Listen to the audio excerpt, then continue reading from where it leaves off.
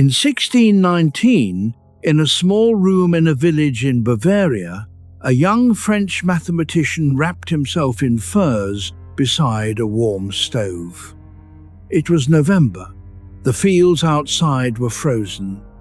He had been following an army, not as a soldier, but as a curious student of the world, trying to understand how it worked. That night, alone in the warmth, he made a decision that has not yet finished traveling through history. He decided to doubt everything he had ever believed. Tonight, we follow him into that room. Chapter 1. The Stove Room. It is the 10th of November, 1619. The village of Neuburg and the Danube sits quiet in the German countryside. A young man named Rene Descartes has rented a small room. He is 23 years old. A fire burns in the stove. He has arranged his coat and furs so that the heat reaches him evenly. Outside, the army he has been observing as a curious civilian moves through the frozen landscape. He is not a soldier in any real sense. He is a mathematician, a student of optics, a young man who cannot stop thinking. And tonight, alone in this warm room with nothing demanding his attention, he does something almost no one does on purpose. He stops trusting himself, not in the way of self-doubt that wears a person down, something more methodical. He decides to doubt every belief he has ever held, not because he thinks they are all wrong, but because he wants to find the ones that cannot be doubted. He is looking for bedrock, for the one thing that survives the fire. He has spent years watching learned men argue from premises they have never examined. He has watched mathematicians build entire towers of logic on foundations that tremble if you press them. He has seen how much a person can believe with great certainty and still be entirely wrong. So he decides to begin again, not with what he knows, but with what he can be sure of. And the first step is to throw out everything else, every memory, every sense impression, every belief he absorbed from a teacher, a book, a church, a family, gone. Not because these things are all false, but because some might be, and he cannot yet tell which. The stove ticks in the heat. The village is silent. Somewhere outside, a horse shifts in the dark. Descartes sits and begins. He starts with the senses. He has always trusted his eyes, his ears, the cold of a wall in winter and the warmth of this room now. But he knows already that the senses lie. A stick in water looks bent. A tower far away looks small. A dreaming man feels the floor beneath his feet and hears voices that are not there. If the senses can deceive in small ways, they may be deceiving him in large ones too. He sets them aside, provisionally, not with distress, with the careful calm of a man who knows this is a tool, not a catastrophe. Then he turns to reason, mathematics. Surely 2 + 2 is 4, regardless of whether anyone is watching. Surely the angles of a triangle add to something fixed and permanent. He wants to say yes. But then something darker occurs to him. What if there is a deceiver? Not a human one, something larger, a vast intelligence whose purpose is to feed him false experiences, to make the 2 look like 4, to make the room feel warm when it is cold, to make every certainty feel solid when it is not. He will develop this figure more fully in the years to come. But the seed of it is here, in this warm room in Bavaria, on a November night. What remains when everything is doubted? He does not know yet. He will sit with the question. There is one thing Descartes finds at the bottom of all his doubt. Not certainty about the world, but something quieter and harder to take away. We will come back to what it was. For now, let the room settle, let your shoulders drop. The question is already in you. It has been for years. Tonight, we sit with the man who made it into a discipline. Chapter 2, The First Doubt. Before we follow Descartes deeper into the meditations, it is worth pausing on the kind of doubt he is practicing. Because there are two kinds, and they feel entirely different. The first is familiar, the doubt that arrives at 3 a.m., the backward-looking inventory of decisions, the mental replay of conversations you wish had gone differently, the sense that the floor under your life might not be as solid as it seemed in the light. This doubt is exhausting. It does not go anywhere. It circles and comes back and circles again, a little worse each time. The second kind is different. It is a scalpel, not a wound. Doubt used with a purpose, to isolate the things that cannot be doubted, not to amplify everything that might be wrong. Descartes called it methodological doubt. It is the instrument of a man not trying to destroy his certainty, but to find it. He was not the first person to doubt. The ancient Greek skeptics doubted everything and concluded that the right response was to suspend judgment forever. Pyrrho of Elis, in the 3rd century before the Common Era, went so far as to suggest that nothing could be known with certainty, that all beliefs were equally unfounded, and that the peaceful life was the one that simply stopped trying to decide. Descartes found this unsatisfying, not because the skeptics were obviously wrong, but because suspension of judgment is not the same as knowledge. You cannot build anything on it.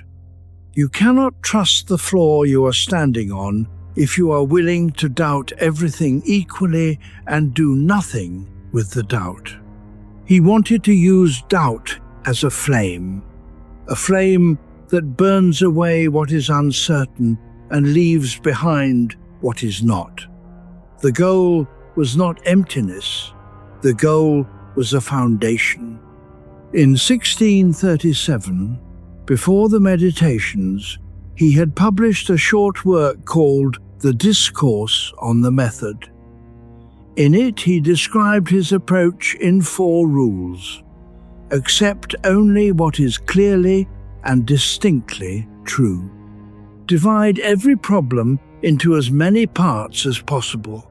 Move from the simple to the complex, and check your work. It reads like engineering, and it is. The engineering of a mind trying to build something that will not fall. The Meditations came 4 years later. By then he was living in Amsterdam, in a city of merchants and noise that he found paradoxically useful for solitude. A busy city is anonymous. No one asks what you are doing. He had moved 17 times in 20 years, following quiet, following space, following the particular silence that thinking requires. He rented rooms. He had a modest income from inherited property. No university post, no patron demanding his pace. What he chose to do with that freedom in 1641 was to write 6 short meditations that would change the direction of European thought. He addressed them to the professors of the Faculty of Theology in Paris. He told them he intended to prove the existence of God and the immortality of the soul by reason alone, not faith. Then he began doubting everything. Let your breath move on its own. There is no hurry. 2 kinds of darkness will appear in these pages. One is the darkness of the doubt itself, the void beneath all assumed certainty, which can feel, if you look at it from the wrong angle, like the edge of a cliff. The other kind of darkness is different. We will find it before the night is over. Chapter 3. Before Descartes, Plato's cave. Descartes did not invent the question, he refined it. And before we follow the refinement, we should visit the place where the question first received its most enduring image, Athens. Sometime in the years between 380 and 360 before the Common Era, Plato, the student of Socrates and the teacher of Aristotle, is writing a long book about justice. He has called it The Republic. It will become one of the most read texts in the history of philosophy. But halfway through it, he stops talking about justice and tells a story. Imagine, he says, a group of people who have lived their entire lives in a cave. They were brought there as children. They are chained in such a way that they cannot turn their heads. They can only look at the wall in front of them. Behind them, higher up, there is a fire. Between the fire and the prisoners, other people walk past, carrying objects, figures, animals, tools, and the fire casts their shadows on the wall. The prisoners have never seen anything else. They have given names to the shadows. They have developed knowledge of which shadows come in what order. They can predict them, discuss them, argue about which one is most beautiful.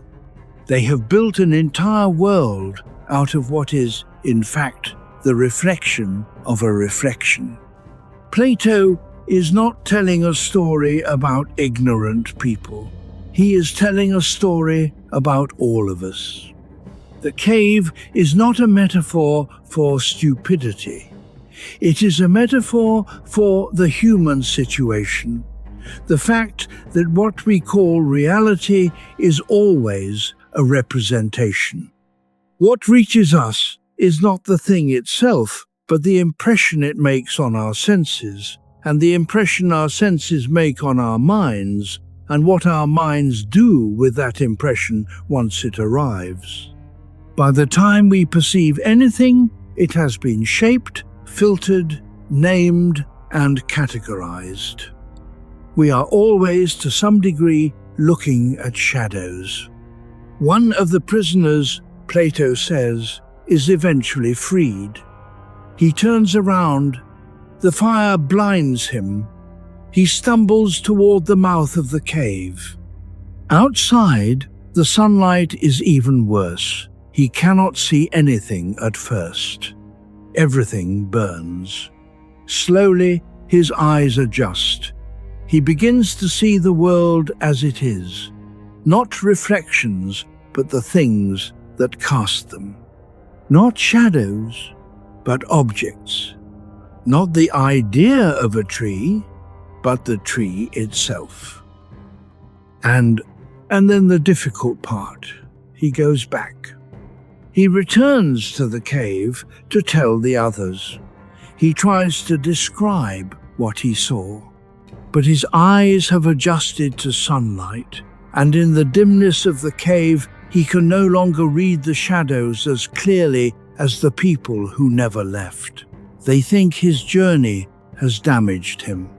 His description of the world outside sounds like madness to those who have only ever seen shadows.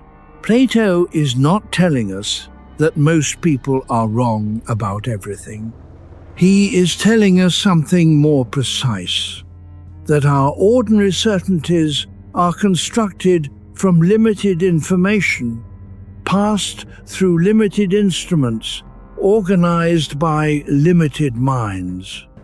Not worthless, the prisoners are not idiots, but also not bedrock. Let your jaw soften. Feel the weight of your body where it rests. Plato's cave is not a reason to distrust everything.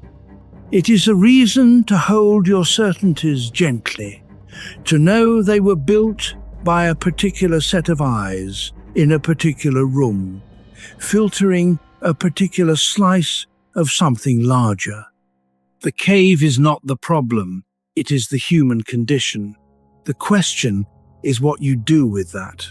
Chapter 4: The Prisoners and the Shadows. The cave allegory has a way of surfacing at unexpected moments. In the middle of an argument, you were certain you were winning.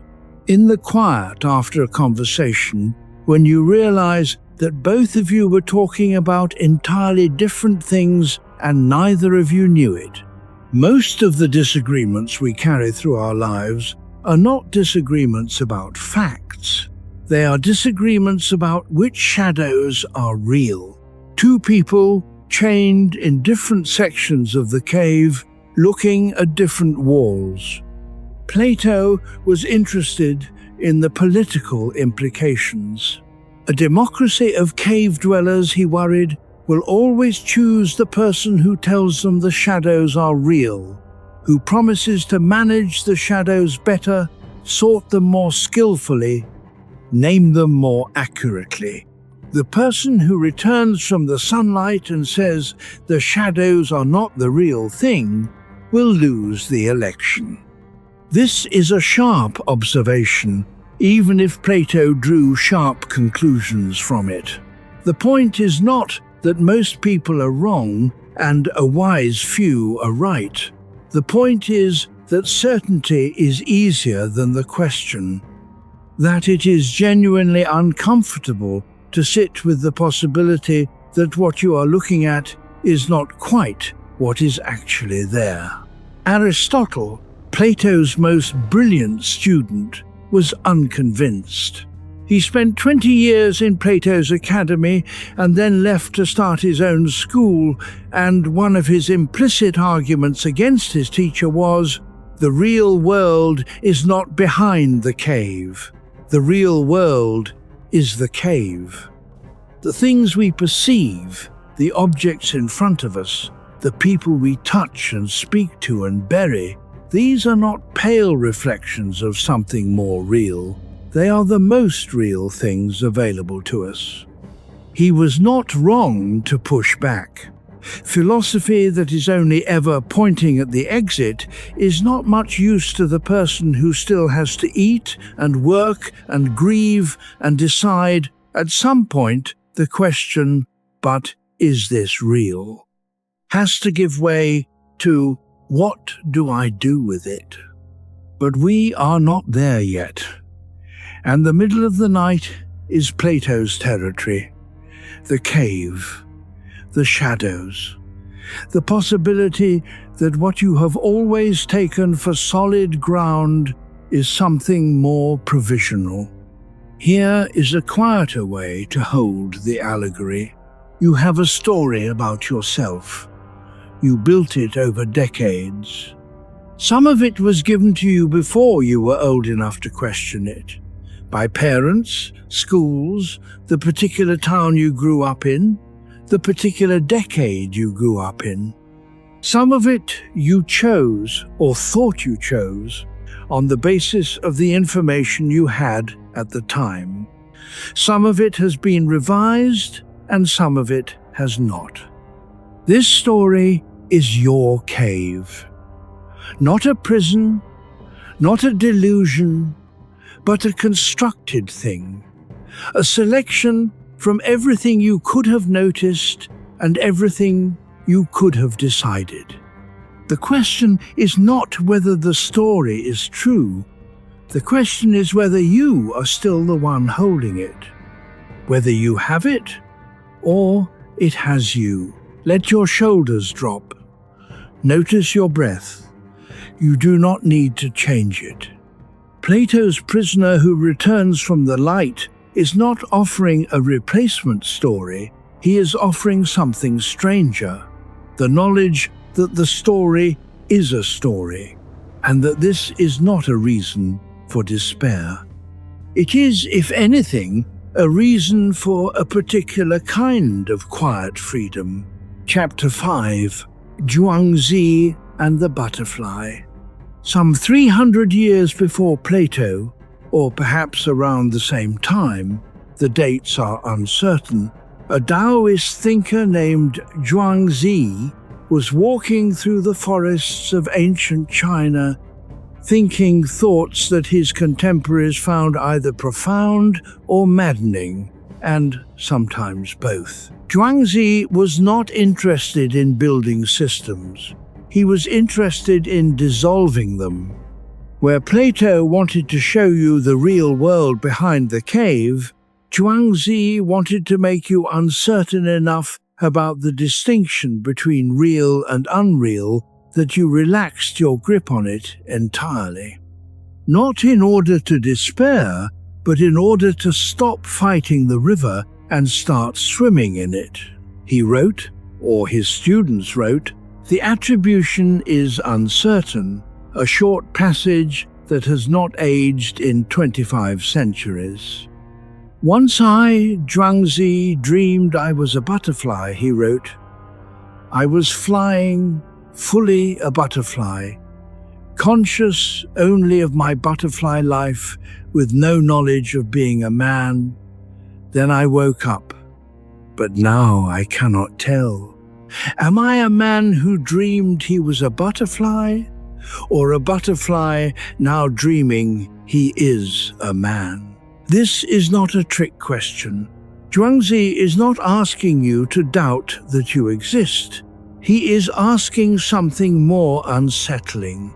What is the ground beneath the experience of existing? When you say, "I know I am awake right now," what is the method by which you know? You feel awake. You have sensations consistent with waking, but the butterfly felt like a butterfly.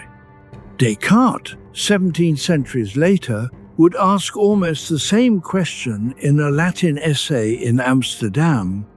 His version was more systematic. He wanted to prove that the dream world and the waking world could be distinguished. Zhuangzi was not sure they could, and was not sure the distinction mattered. This difference is important. Descartes doubts in order to find certainty. Zhuangzi doubts in order to find peace with uncertainty. Both are responses to the same unsettling fact, that you cannot step outside your own experience to check it against something else. The Chinese philosopher reached for a word, hua, which means transformation, the flowing of one thing into another. The man and the butterfly are not opposites. They are states in a transformation. The question of which one is real presupposes a rigid line that perhaps is not there. There is a practical consequence to this. When you lie awake at night and your mind turns over a conversation, a decision, a fear, replaying it in something that feels very much like an alternate reality, you are not malfunctioning. You are doing what the human mind does, generating experience. The question is not whether the replay is as real as the original. The question is what relationship you have to the experience while it is happening. The butterfly was not troubled by being a butterfly. The man, when he was dreaming, was not troubled by the dream. The trouble enters when he wakes up and asks, which one was real? Zhuangzi's answer is, let the question settle, not by ignoring it, by holding it so long and so gently that it stops feeling like a crisis and starts feeling like a curiosity. There is a question that your mind has been asking, perhaps for years, and immediately pushing away. We are going to stay with it tonight, not to answer it, but to find out what happens when you stop running from it. Nothing you hear tonight asks anything of you. Zhuangzi, after the butterfly passage, does not tell you what to do. He walks back into the forest. He is satisfied with the question, we will try to be the same. Chapter 6. The Evil Demon. Back to Descartes.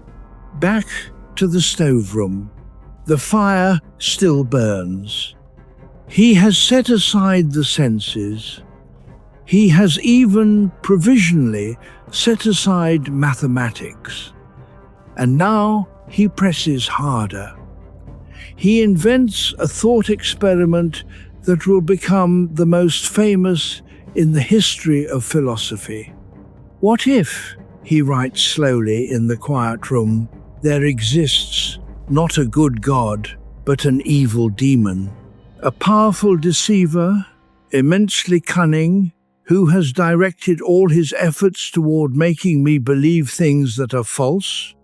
What if this demon has arranged the world precisely to mislead me, so that what I see and hear and feel and calculate is exactly what the demon wants me to perceive, and has nothing to do with what is actually there? He is not proposing this is true. He is using it as a scalpel.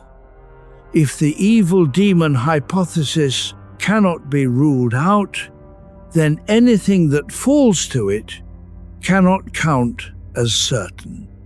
The senses fall immediately. The demon could be generating false perceptions.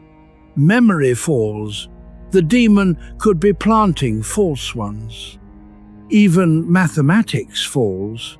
With effort, the demon could have constructed a mind that experiences certain conclusions as compellingly obvious when they are, in fact, wrong. Descartes sits with the rubble. He has removed in a few pages of careful argument almost everything he thought he knew. The room might not exist. The fire might not exist. The army moving outside might not exist. He might be a mind with no body, suspended in a void, fed false signals by an invisible intelligence. It is one of the most frightening ideas ever put to paper, and he does not flinch from it. What remains? He begins to look for something that even the evil demon cannot touch. And here is what he finds. He is doubting. That much is certain. He can feel the act of doubting taking place. The demon might be feeding him false memories, false perceptions, false mathematical truths, but the demon cannot make him doubt without there being a doubter. The very act of being deceived requires a mind to be deceived. Even if everything else is illusion, even if the room is not real and the fire is not real and the whole world is a construction, there is undeniably a thinking occurring. And thinking requires a thinker. In Latin, he writes 4 words that have not been improved upon in 400 years. Cogito Ergo Sum. I think, therefore I am. Not, I think, therefore the world is real. Not, I think, therefore my memories are accurate. Only, I think, therefore, there is thinking, and there is something doing the thinking, and that something, right now, in this room, or whatever the room is, exists. It is a small piece of bedrock, but it holds. Let that settle. Feel the weight of your body where it rests. Whatever is or is not real about the world around you, the fact that you are experiencing it is certain. The evil demon cannot take that. Neither can the deepest sleep. Even in a dream, there is a dreamer. Chapter 7, What the Mind Alone Can Know. Let us stay for a moment in the space between the evil demon and the cogito. This is where Descartes spends the longest time, and it is worth inhabiting. He has established that there is thinking. He has not yet established that there is anything else. The next question, occupying the second and third meditations, is, what else can a mind know by itself alone, without the help of the senses? The answer turns out to be more than you might expect. Descartes argues that certain ideas do not seem to come from outside, from the senses, or from himself in the ordinary sense. They have a character he calls innate, the idea of infinity, for instance. He is a finite creature. His senses deliver only finite objects. And yet he has a clear and complete idea of infinity, not just very big, but genuinely without limit. He did not construct this from experience. It seems to have arrived from somewhere else. The idea of perfection follows the same logic. A finite mind could not, on his account, have generated the concept of perfect infinity from its own resources. The concept carries more content than he himself possesses. This argument has been contested ever since 1641. What interests us tonight is not the conclusion, but the method, the willingness to ask what the mind carries that does not come from the world and what it therefore knows independently. What is the furniture of a mind that has bracketed everything external? The answer for Descartes includes the existence of thinking, the existence of a thinker, the concepts of infinity and perfection. A small room, but a real one. Outside the room, everything else. The body, the world, other people, the tree in the garden, the horse in the stable, the army moving through the frozen fields. All of these require more work. They are not given by the cogito alone, they are established slowly and carefully by building outward from it. Descartes eventually concludes, and he works to earn this conclusion, that the world outside the mind is real, that the senses, though unreliable in detail, are not systematically deceptive, that the body exists and connects us to a physical world structured by mathematics. He is not a permanent skeptic. He uses skepticism to get somewhere and then arrives. But here is what stayed with me, reading the meditations in a small apartment in a city that felt larger than I could manage. The project is not to prove that the world is real. It is to establish once and for all what you are allowed to be certain of and what you must hold more gently. The answer is, you are certain of the fact of your own thinking. You must hold everything else a little more gently, including your story about yourself, including your map of the world, including the beliefs you absorbed before you were old enough to choose them, not because they are wrong, but because they are constructions.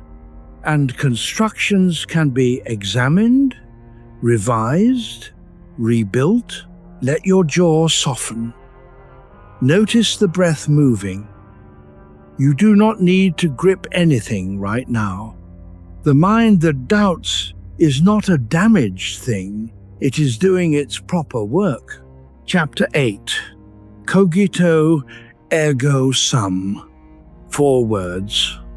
The most durable sentence in Western philosophy, worth examining slowly because it is smaller than it sounds and more important. Cogito ergo sum. I think, therefore I am. The Latin form appears in the Principles of Philosophy, 1644.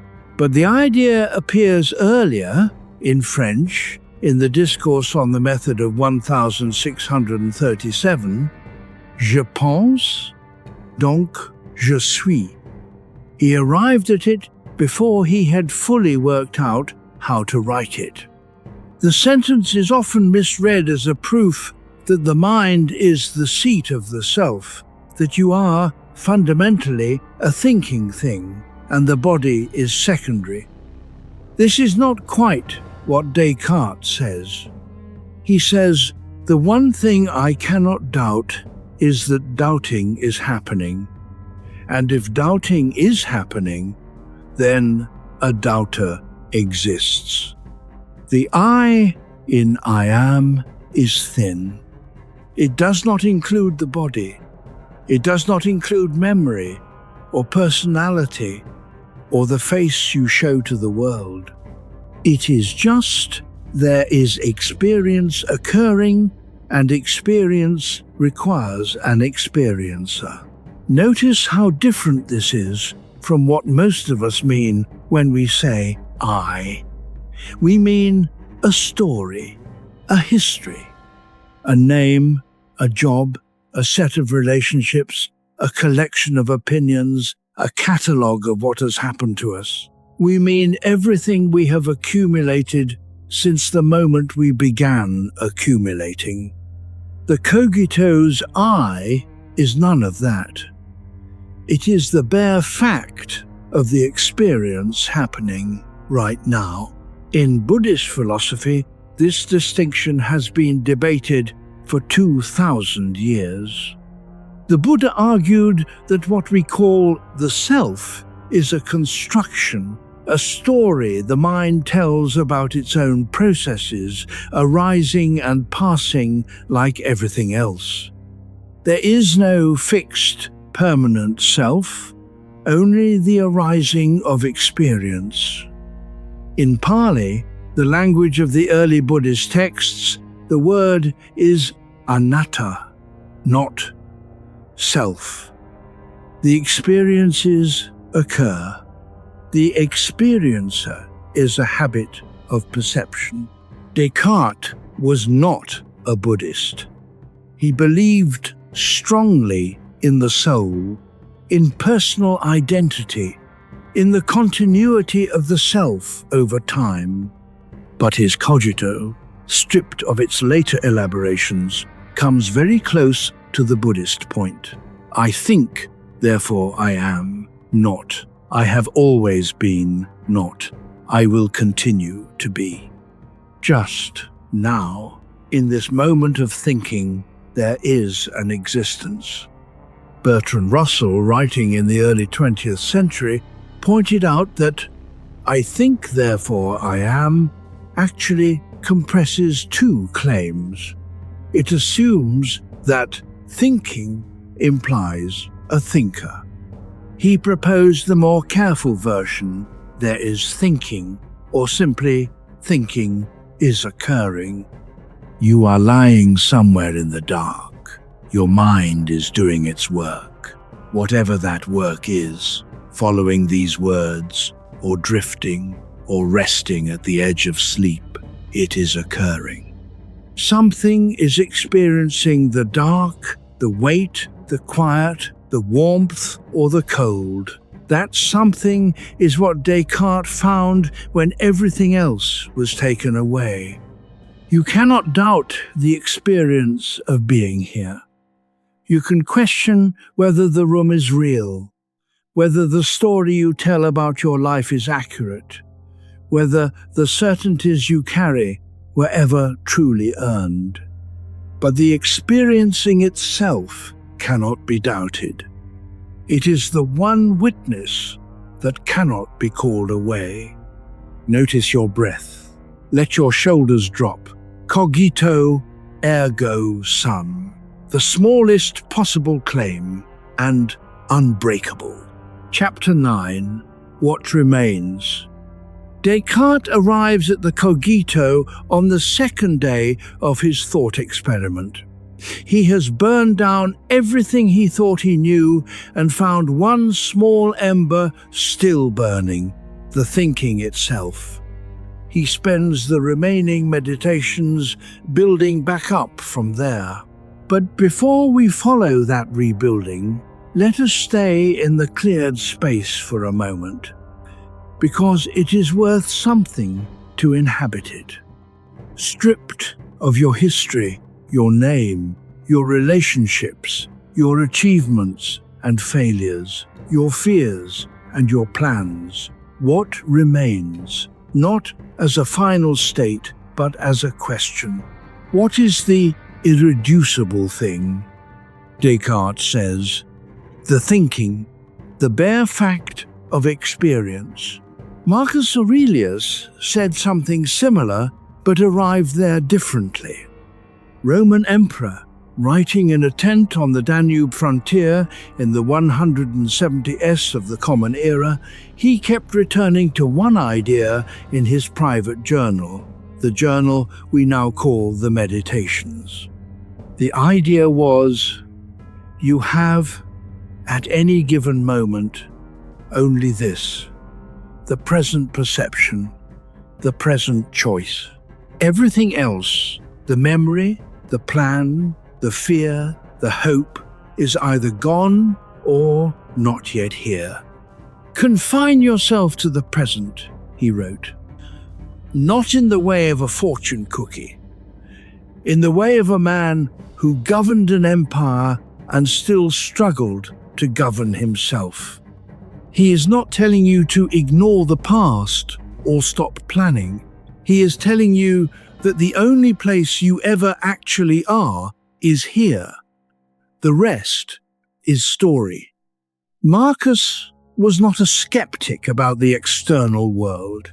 He believed it existed, that it had demands, that a person was obligated to it.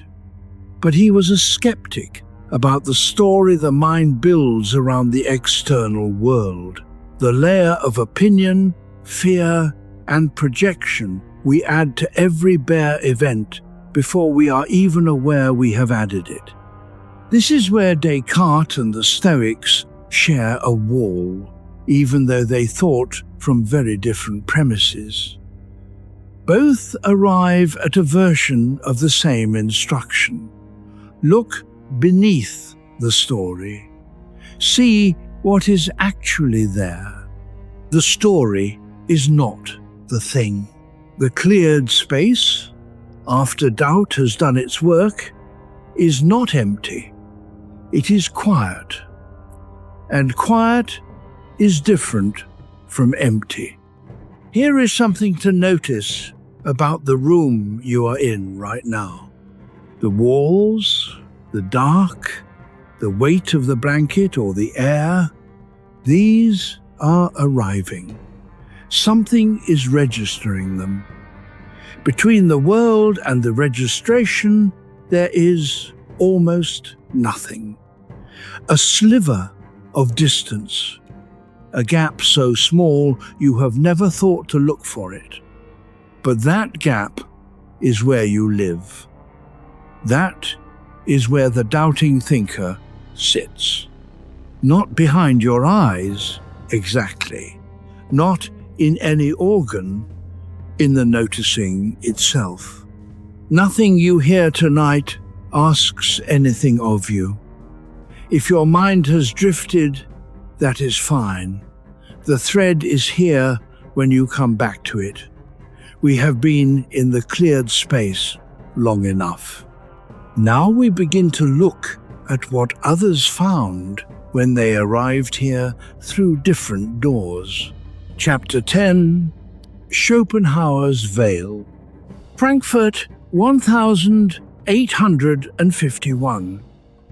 A 63-year-old philosopher is walking his poodle through the evening streets. He is a difficult man by most accounts, a man who never married, never held an academic post for long, never achieved the recognition he believed he deserved in his lifetime. His name is Arthur Schopenhauer. He had published his masterwork, The World as Will and Representation, in 1818, when he was 30. It sold almost nothing. He gave lectures at the University of Berlin, scheduling them at the exact same hour as Hegel's, believing the students would choose the better philosophy. They all went to Hegel. Schopenhauer's lectures were empty. He never forgave philosophy for that. But the book survived. In his final decade, it found its readers.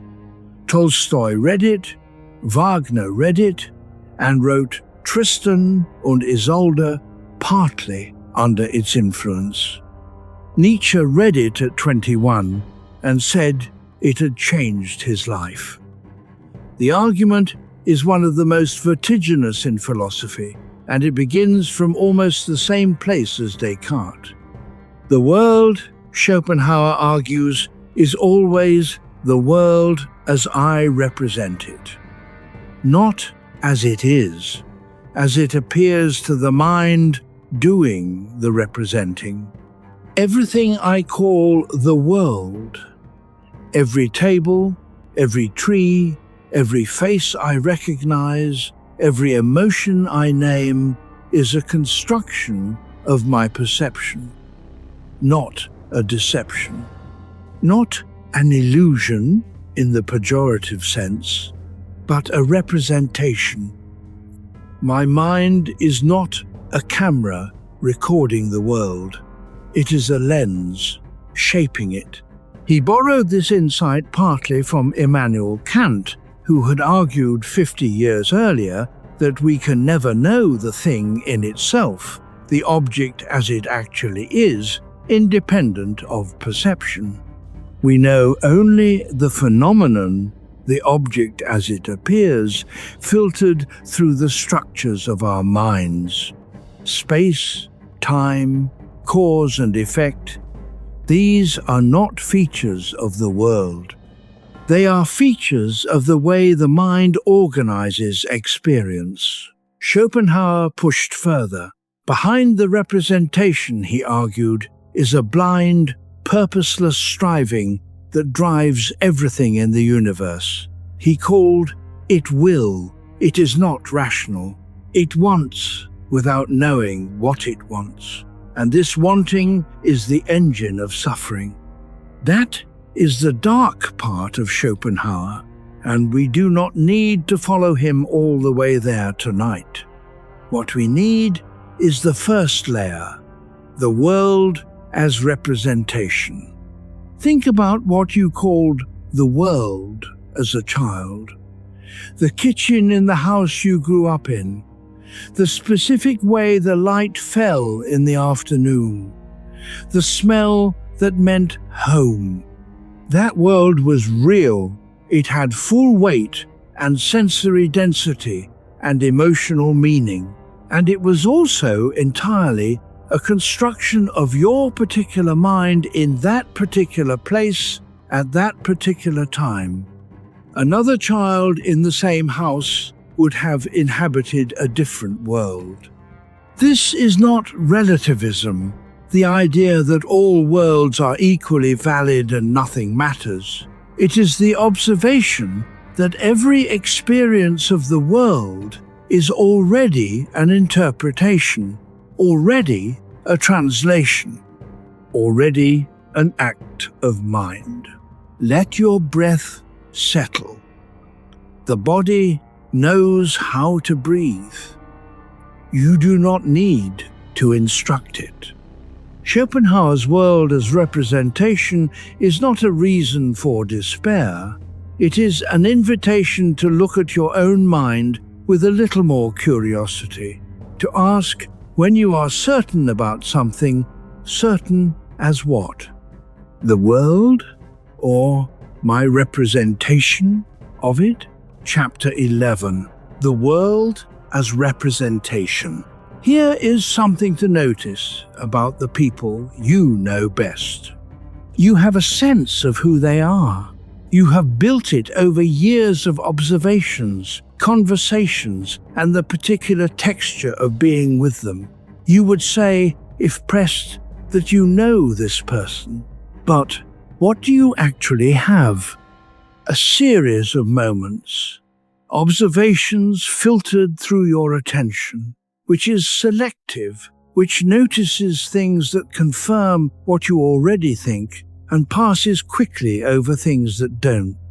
Memories of those observations, which are not recordings but reconstructions. Every time you remember something, you rebuild it slightly differently, shaped by your mood and your purposes at the moment of remembering. Interpretations of what you observed, made through the lens of everything that happened to you before you met this person. And the stories you built from all of that, stories that then shaped what you noticed next. This is not a criticism. This is what knowing another person is. This is the only mechanism available to us. You cannot be inside another person's experience. You receive signals and you construct. The philosopher's point is not, therefore you know nothing. The point is, what you know is a representation. It contains the person, but it also contains you. Everything you believe about someone else carries, embedded in it, the shape of the mind doing the believing.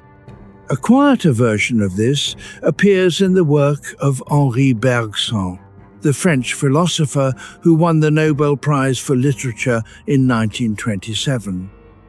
Bergson argued that perception is not recording, but selection. The brain, he proposed, is not a machine for generating consciousness. It is a machine for filtering it. Its purpose is to select from the vast field of what is potentially available exactly what is useful for action. This means that what you perceive is not the world. It is the world as relevant to what you need. A farmer walking through a field perceives opportunities and threats. A botanist perceives species and systems. A child perceives color and texture and play. They are in the same field, they are in entirely different worlds. Bergson's insight has a strange comfort to it.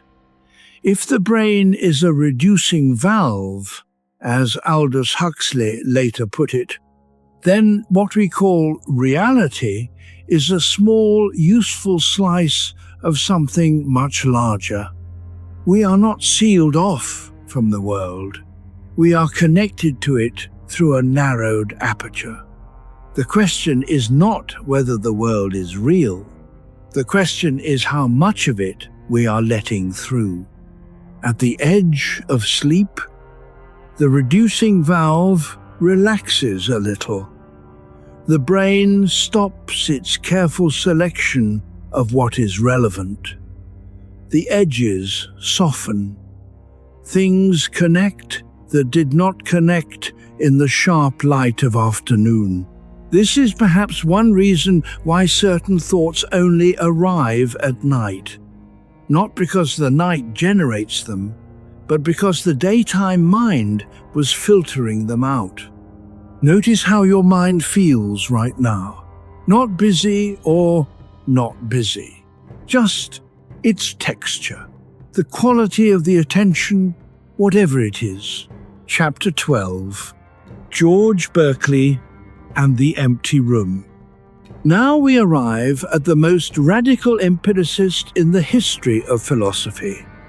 George Berkeley, Irish bishop and philosopher, born 1685, dead 1753. He published his major work, a treatise concerning the principles of human knowledge, in 1710, at the age of 25. He spent the rest of his life being misunderstood. His claim was simple and devastating. Matter does not exist. Not in the sense you might initially think. He was not denying that the table is there. He was denying that what makes the table there is a material substance existing independently of all perception. His slogan, in Latin, esse est percipi. To be is to be perceived. The table exists, but its existence consists entirely in its being perceived.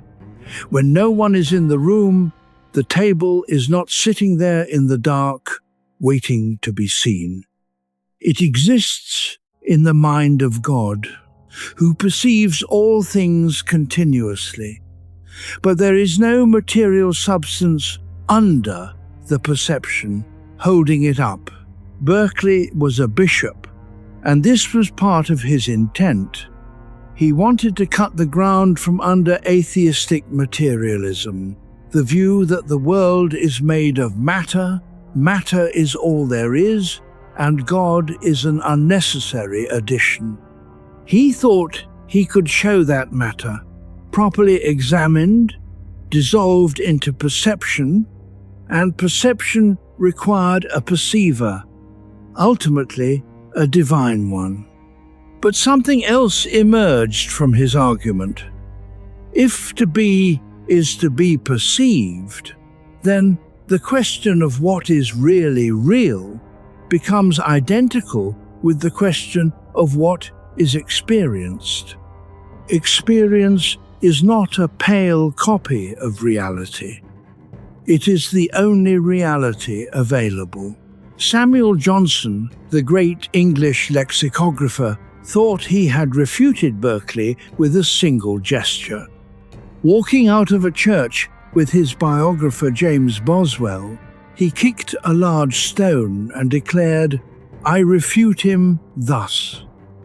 The idea was, the stone's resistance proves it is real, regardless of whether anyone is perceiving it.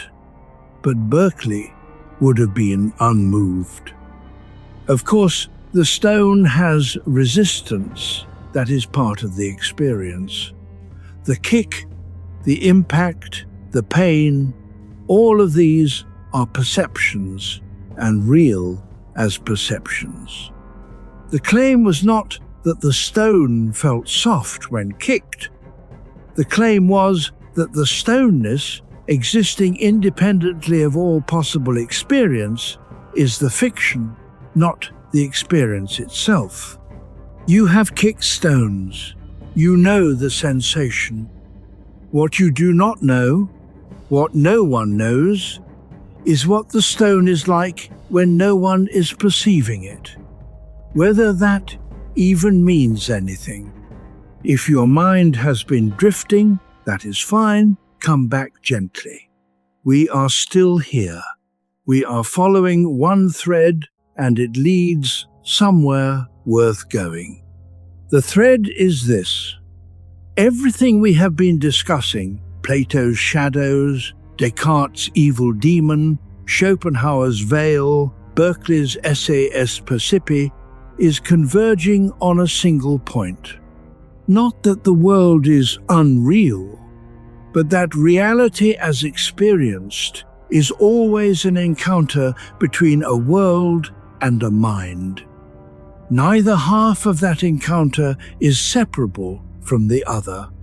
You bring something to every perception. The perception shapes what you bring. This is not a reason to panic. It is a reason to be curious. Chapter 13.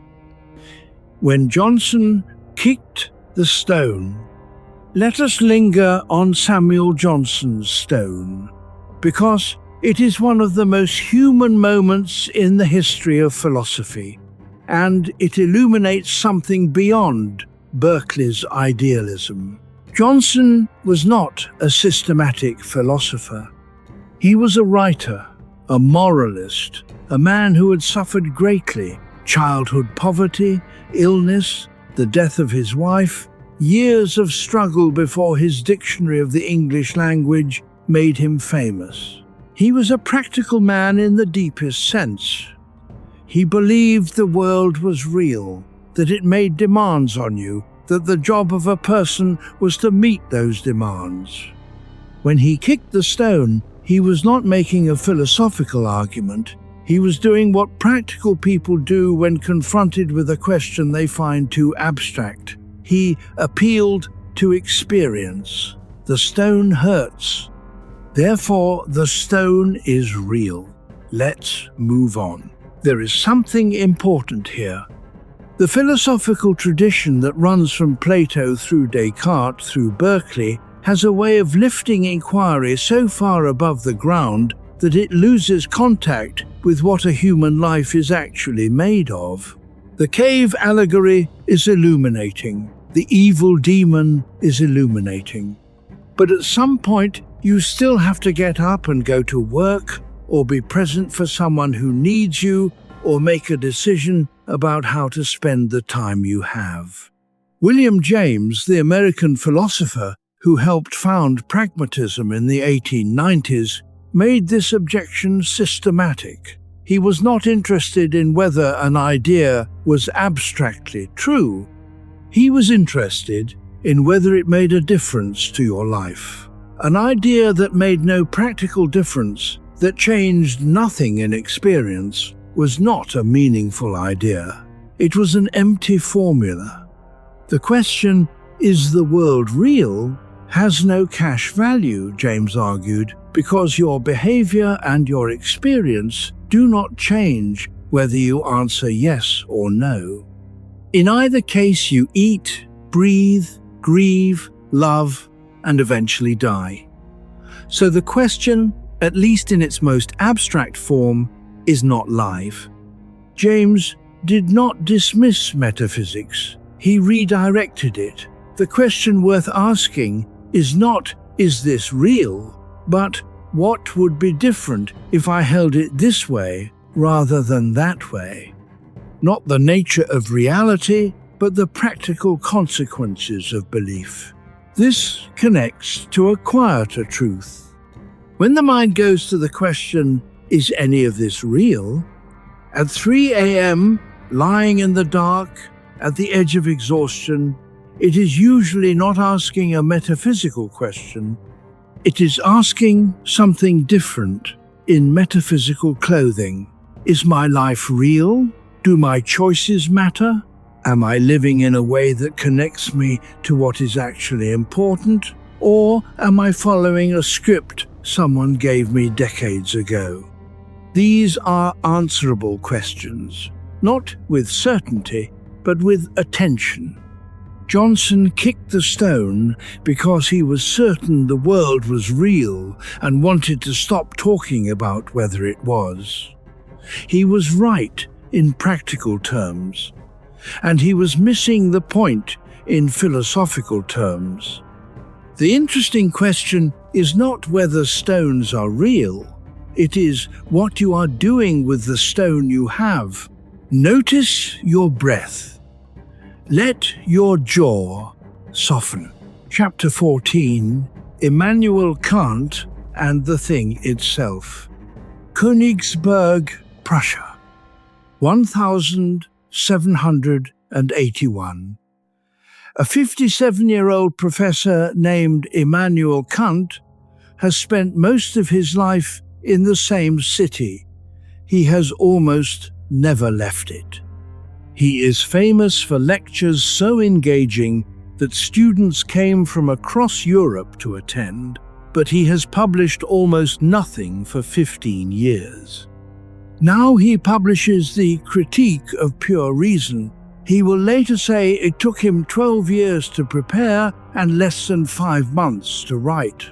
It is one of the most difficult books in philosophy. It is also one of the most important. And its central claim is a version of something we have been approaching from many angles tonight. There is the world as it appears to us, and there is the world as it is in itself. Kant called these the phenomena and the noumenon. The phenomena are the objects of experience, everything you have ever seen, touched, remembered, feared, loved. These are real. They are not illusions, but they are always already shaped by the mind that perceives them. The categories of space and time, cause and effect, unity and plurality, these are not features of the world in itself. They are the structures through which the human mind organizes experience. The noumenon, the thing in itself, is what the world is independent of all perception. And Kant's conclusion is that we cannot know it.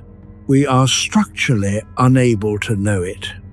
The mind's categories are so fundamental to our experience that we cannot get behind them. This is not skepticism in Descartes' sense. Kant is not saying the world might not exist. He is saying something more precise. The world as we know it is always already a collaboration between the world and the knowing mind. The map is never the territory, because the map is drawn by a particular kind of mapper. He has a great analogy. Before Copernicus, people assumed the sun moved and the earth stood still, because that is how it appears from where we stand. Copernicus showed that the appearance was a product of the observer's position. Kant applied the same logic to knowledge itself. Before his critique, people assumed the mind passively received a world existing independently of it. Kant proposed the Copernican revolution in philosophy. The mind is not a passive receiver. It actively shapes what it receives. The consequences are quieter than they sound. Everything you know, every person you love, every opinion you hold, every fear that sits in the chest at 3 a.m. is a product of both the world and the knowing mind working together. You cannot have the world without the mind. You cannot have the mind without the world. This means you cannot step outside yourself to check your perceptions against some perfect, unmediated reality. There is no view from nowhere. But it also means something gentler. The world you have built by living in it, with the particular mind you have is not a poor substitute for some better, more real world. It is the world, the only one available, and it is full. Let your body settle. Feel the weight of it where it rests. Chapter 15, What We Can Never Touch. Kant's noumenon has been troubling philosophers ever since 1781. It creates a strange question. If we can never know the thing in itself, why posit it at all? If it is, by definition, outside the range of possible human knowledge, what work does it do? Kant's answer is that it serves as a limit concept, a marker for the edge of what we can know. Without it, we might be tempted to mistake our representations for the full story. The noumenon is a reminder that the representation is always partial. This has a gentle implication that is easy to miss. Every person you have ever known is, in Kant's terms, a phenomenon. Not an illusion, a real phenomenon, but appearing to you through the lens of your perception, filtered through your categories, shaped by everything that happened to you before you met them. The version of you that other people carry in their minds is a phenomenon too, their representation of you, shaped by their histories, their attention and inattention. When someone judges you harshly or loves you deeply, they are responding to their representation of you, which contains you but is not you. And when you judge yourself harshly, in the 3 a.m. inventory, in the backward-looking audit of all the ways you fell short, you are working with a representation too, a construction, assembled from selected memories, filtered through your present mood, shaped by a story you have been telling for years. The philosopher Ethan Kross, in his work on the inner voice, makes this concrete without the Kantian terminology. When you address yourself by name, David, stop this, rather than I can't stop, the emotional charge drops. You have created a small distance between the thinker and the thought, the observer and the observed. You have, briefly, stepped to the edge of your own representation. That gap, the sliver of space between you and your story about yourself, is the space all philosophy is pointing at. It does not take long to find it. It is already there. The mind noticing the mind. The doubter aware of the doubting. The thinker thinking the thought. You do not need to philosophize to find it. You are in it now. Notice the thought that just arose, if one did. Notice the noticing. There is a quiet space between the thought and the noticer, so small it is almost nothing, but it is there. That gap is where Descartes found his cogito. It is where Marcus Aurelius found his equanimity. It is where Zhuangzi found his butterfly. Let the body rest. The breath moves by itself. Chapter 16. David Hume's Bundle. Edinburgh 1739. A 28-year-old Scotsman named David Hume has just published A Treatise of Human Nature, a book he describes as a completely new kind of philosophy. It falls, in his phrase, dead-born from the press. Nobody reads it. He will not be discouraged. He rewrites its arguments in cleaner form, publishes the inquiries, and eventually becomes the most important philosopher in the English-speaking world. But the treatise contains the deepest version of his most disturbing idea. The idea is about the self, not about whether the world is real. Hume is skeptical about that too, but he is more famous for this. He is skeptical about whether there is a unified self at all. Try this, he says. Look inward. Try to find the self, the you, that persists through all your experiences. What do you actually find? You find a thought. You find a sensation, the pressure of the mattress, the temperature of the air. You find a memory arising, another thought, an emotion quickly gone, a word floating up from somewhere. But where in all of this is the self that has all these experiences? Where is the unity?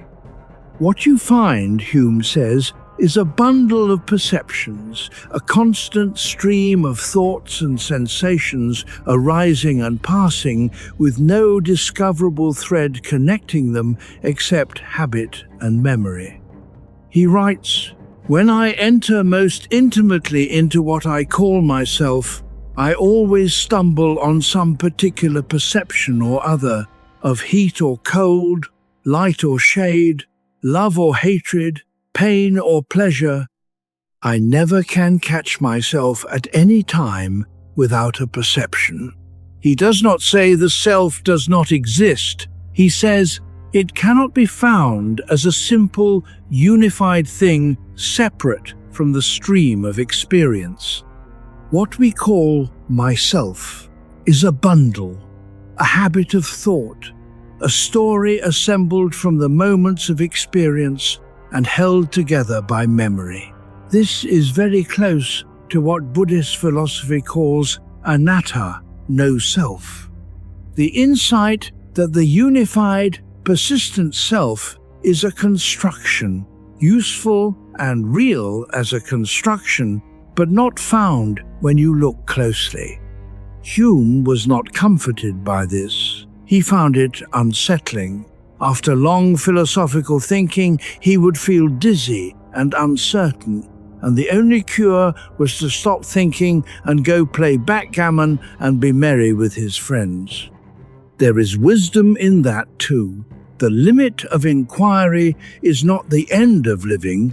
The philosopher Derek Parfit spent 30 years thinking about personal identity.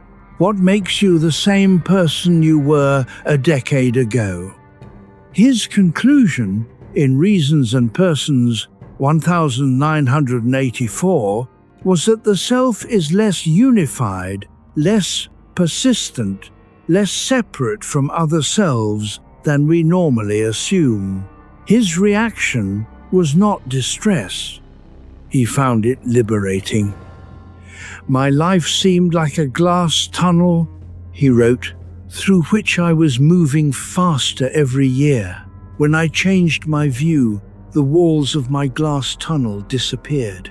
I was instead on a wide-open plain." The bundle is not a limitation.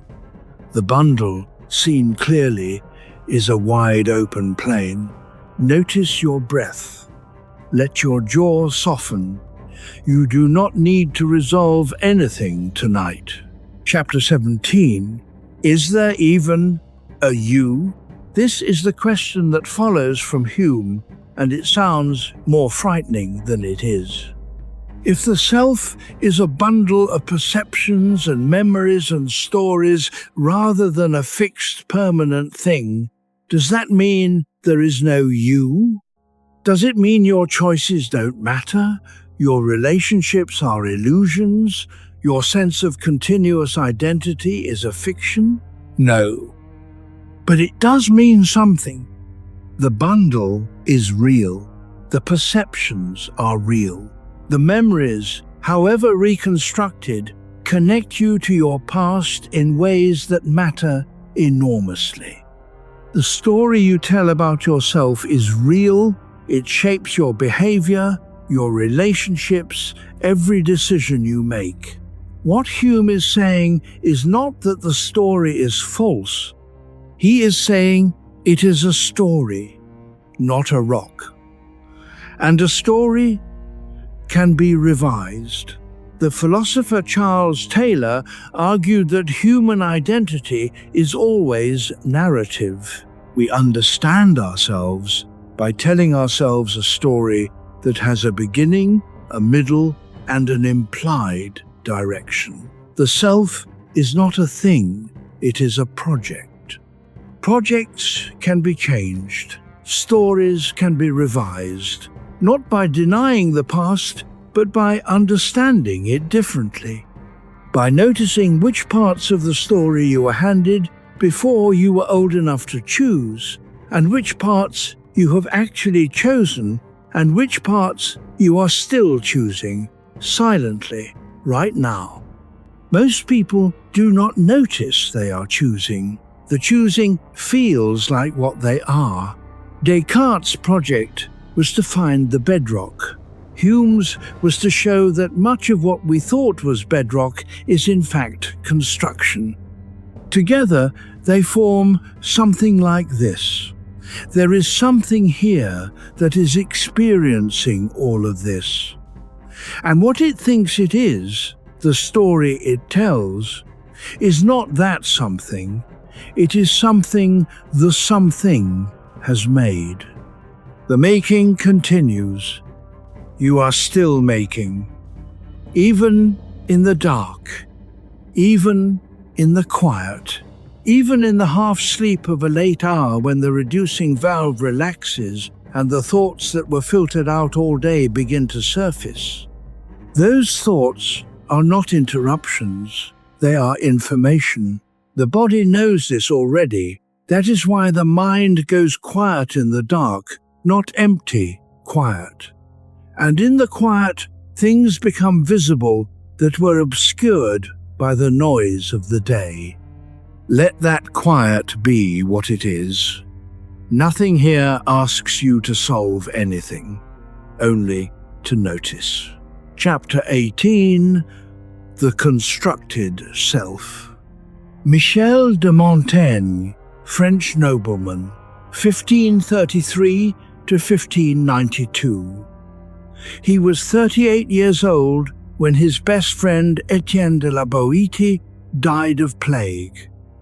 They had been friends for 4 years. He later wrote, "Because it was him, because it was me, no further explanation seemed necessary." After La Boétie's death, after the deaths of his father and his first child, Montaigne retreated to a circular room at the top of a tower in his Bordeaux estate. He had the beams of the ceiling painted with quotes from classical authors. He sat and he began writing about himself. Not about his accomplishments, not about his philosophy of life, about himself directly, his habits, his fears, his opinions, what he ate and when he slept, and how he thought about death and what he found funny. He invented the essay as a form. The word comes from the French essai, an attempt, a trial run. He said that he himself was the subject of his book, and the subject was not stable. Each time he read what he had written, he found that the person on the page was not quite the person at the desk. He had changed. The writing had changed him. This is Hume's bundle in practice. Montaigne observed that he was not the same man he had been at 20 or even at 30. Not in a dramatic sense. He had not converted or revolutionized. But the particular arrangement of thoughts, fears, pleasures, and opinions that composed him was in constant motion. He was, as he put it, a wandering impermanent object. He did not find this alarming, he found it interesting. He became, over the course of his essays, a careful student of his own mind, not in order to fix it, in order to know it. His method was not Descartes' method. He was not looking for certain foundations. He was doing something more modest and perhaps more honest, keeping a record of what he found when he looked inward without expecting to find anything permanent. The record is remarkable. He notices his fear of death and talks himself, over several essays, to a kind of peace with it. Not by arguing death away, but by looking at it from enough angles that its shape becomes less terrifying. He notices his opinions and finds them less firm than he assumed. He notices his body, the digestion, the health problems, the ways age changes what he can do, with a curiosity that looks very much like affection. The self he finds is not a bedrock, it is a garden, something that grows, changes, has patches of wildness and patches of cultivation. And the act of tending it, the act of noticing it carefully, is what gives it shape. This is perhaps the most useful thing to do with the insight that the self is a construction, not to despair at its instability, not to fear its impermanence, but to take it seriously, to ask, what kind of self am I constructing? Is that the one I want to be making? Let your body settle. The breath moves by itself. Nothing is required of you tonight. Chapter 19. Jung and the Persona. Carl Jung, Swiss psychiatrist, born 1875, he had been, for years, Freud's chosen successor, the man Freud believed would carry the psychoanalytic work forward. In 1912, Jung published Symbols of Transformation, and the friendship broke. They never spoke again after 1913. Jung was 40 years old. He had staked his reputation on his association with Freud. Now he was isolated from the Viennese establishment, uncertain of his own ideas, hearing, in his own description, voices he feared might indicate the onset of madness. He decided, instead of seeking treatment, to listen. He sat in his study in Kusnacht by Lake Zurich, and he descended, deliberately, with scientific intent, into the material rising from his unconscious. He wrote it down. He painted it.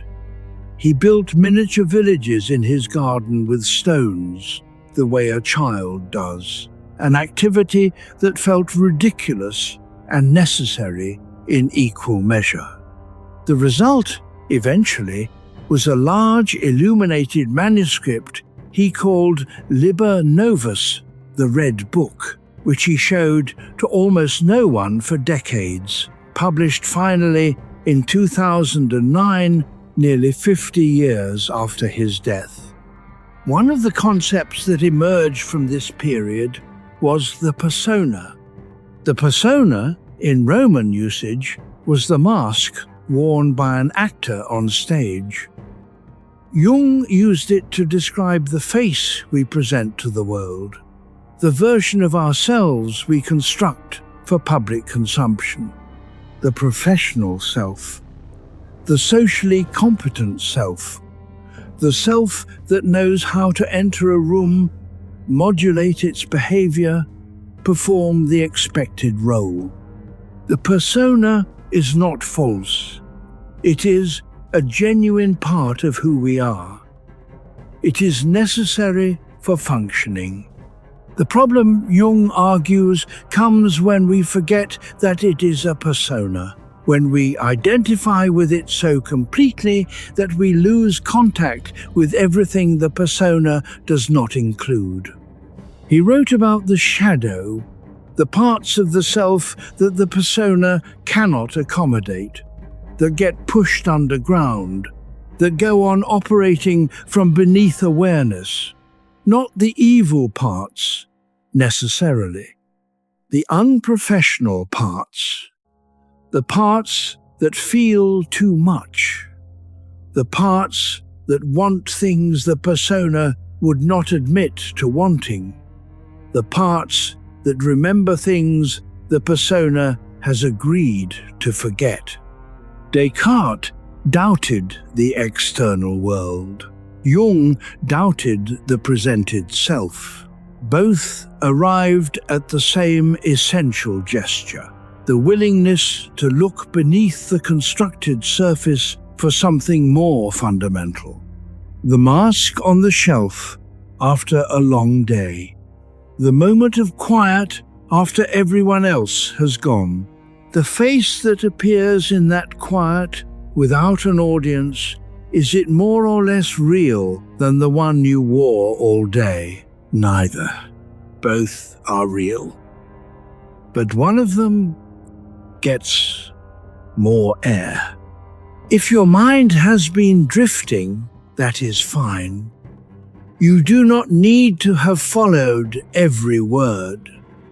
The parts that matter will find you. Chapter 20. What you inherited. Here is a thing that is rarely discussed directly. Most of the story you tell about yourself, most of the beliefs you hold about what you are capable of, what you deserve, what kind of person you fundamentally are, was given to you by people who were themselves given stories they did not examine, by a culture built from stories accumulated over generations, by the particular decade and country and family you happened to be born into. You did not choose the framework through which you first understood yourself. You were born into it. By the time you were old enough to question the framework, you were already inside it so deeply that it did not look like a framework. It looked like the way things are. This is not unusual. It is the human situation. But it has a consequence. Some of what you believe about yourself is accurate. Some of it is accurate within the context that produced it, and less accurate outside that context. And some of it is simply wrong, absorbed from people who were wrong, or from a culture that needed you to believe something about yourself for reasons that had nothing to do with you. John Bowlby, the British psychiatrist who developed attachment theory in the 1950s and 60s, was specific about where the deepest framework comes from, how you were held as an infant, whether the holding was reliable, warm and responsive, or inconsistent, cold or absent, shapes a template, a default setting. The early pattern becomes the lens through which you interpret closeness, threat, love, and abandonment in adult life. Not destiny, pattern. The pattern can be seen, and what is seen can be worked with. Descartes cleared everything he believed and started from scratch. That is not available to most people, and it is not necessary. But there is a smaller version of his project available to anyone who is curious enough, not doubt everything I believe, but notice. When I am certain about something, where that certainty came from. Was it earned? Did I look at the evidence and weigh it and arrive here? Or was it given to me in a context that made it feel unquestionable, not as an anxiety, as a curiosity. The beliefs you examined and kept are yours. The beliefs you have never examined are also yours, but they hold you differently. They operate from behind the persona, in the shadow, in the part of the house you have not yet opened. Most of them are harmless.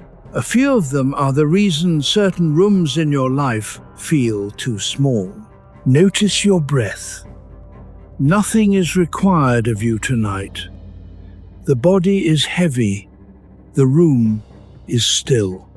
The question is not, what did I believe wrongly? The question is, what have I never looked at? Chapter 21, Husserl's Bracket. Edmund Husserl, German philosopher, 1859 to 1938. He was a mathematician who became a philosopher, a teacher whose students included Martin Heidegger.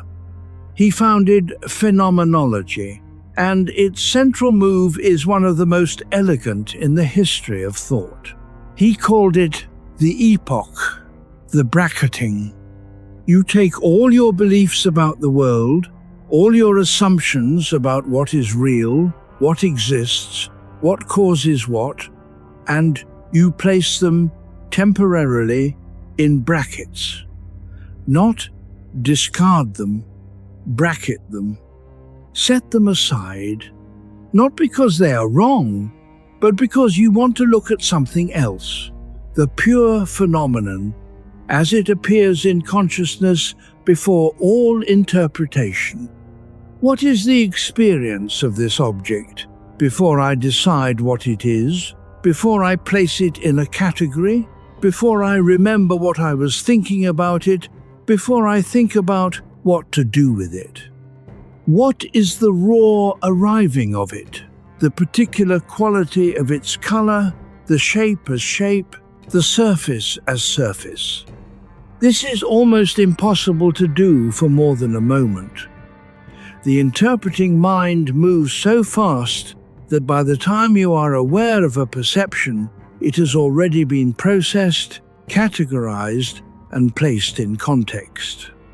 Husserl spent decades developing methods to slow this down, to get as close as possible to the pure appearing. The goal was not to strip away interpretation and leave nothing. It was to notice how interpretation works, to see the constructing as it constructs. You can do a version of this right now. Notice the darkness of the room if it is dark. Not the room, the darkness. The quality of the dark. Not the absence of light, categorized and filed. The actual arriving of the sensation. The particular shade of what is above you, before you decide it means anything. Before you file it, hold that for a moment. This is what Husserl means by the reduction. The world reduced to its pure appearing, not smaller, fuller, because the categorizing mind processes the world so quickly that most of it disappears. The room becomes room before you have actually felt it. The ceiling becomes ceiling before you have looked at it. The reduction slows the processing enough that the world can arrive again, fresh. There is a reason this practice is associated with peace, not because it removes anything, but because the world, as it appears before interpretation, is more spacious than the world as it is categorized. The categories compress it. The direct encounter opens it. Husserl was not a mystic. He was a rigorous mathematician trying to build philosophy on solid foundations. But his method arrived at the same place that contemplative traditions have always pointed. There is a direct encounter with experience available beneath the layer of interpretation, and that encounter has a particular quality of stillness. It is available now, not through special technique, through noticing. Chapter 22. Just what appears. The tradition Husserl founded moved through European philosophy like a slow current. Heidegger developed it into a philosophy of existence, what it means to be a thing at all, thrown into a world without choosing to be, required to make decisions you cannot defer. Sartre developed it into existentialism, the ethics of a world without pre-given meaning. Merleau-Ponty developed it into a philosophy of the body, the idea that our primary mode of being in the world is not thinking, but doing, not consciousness, but embodied action. We are going to stay with the simplest version, just what appears. There is a way of being with experience that requires no philosophy. Children have it before they lose it. Certain moments bring it back.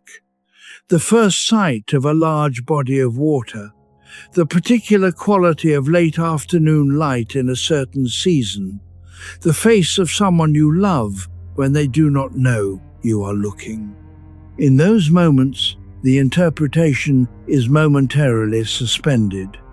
The ocean is not processed as ocean, it just arrives, vast and present and cold. The light is not categorized, it just falls. The face is not evaluated, it just is.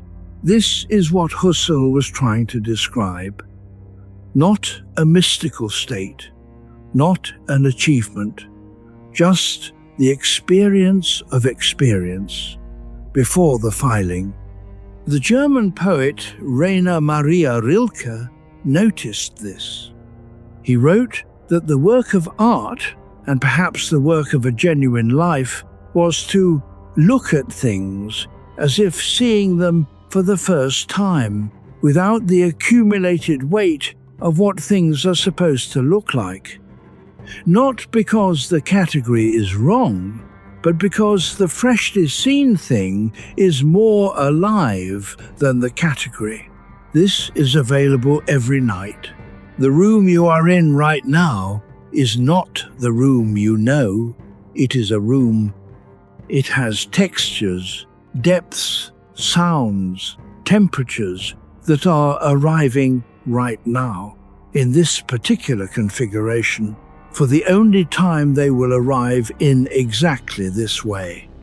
The darkness above you, whatever quality it has, whatever it is doing, just that, before the word. The breath moving in the chest, not breathing, the actual sensation, the particular rise, the particular release. This is enough. This is more than enough.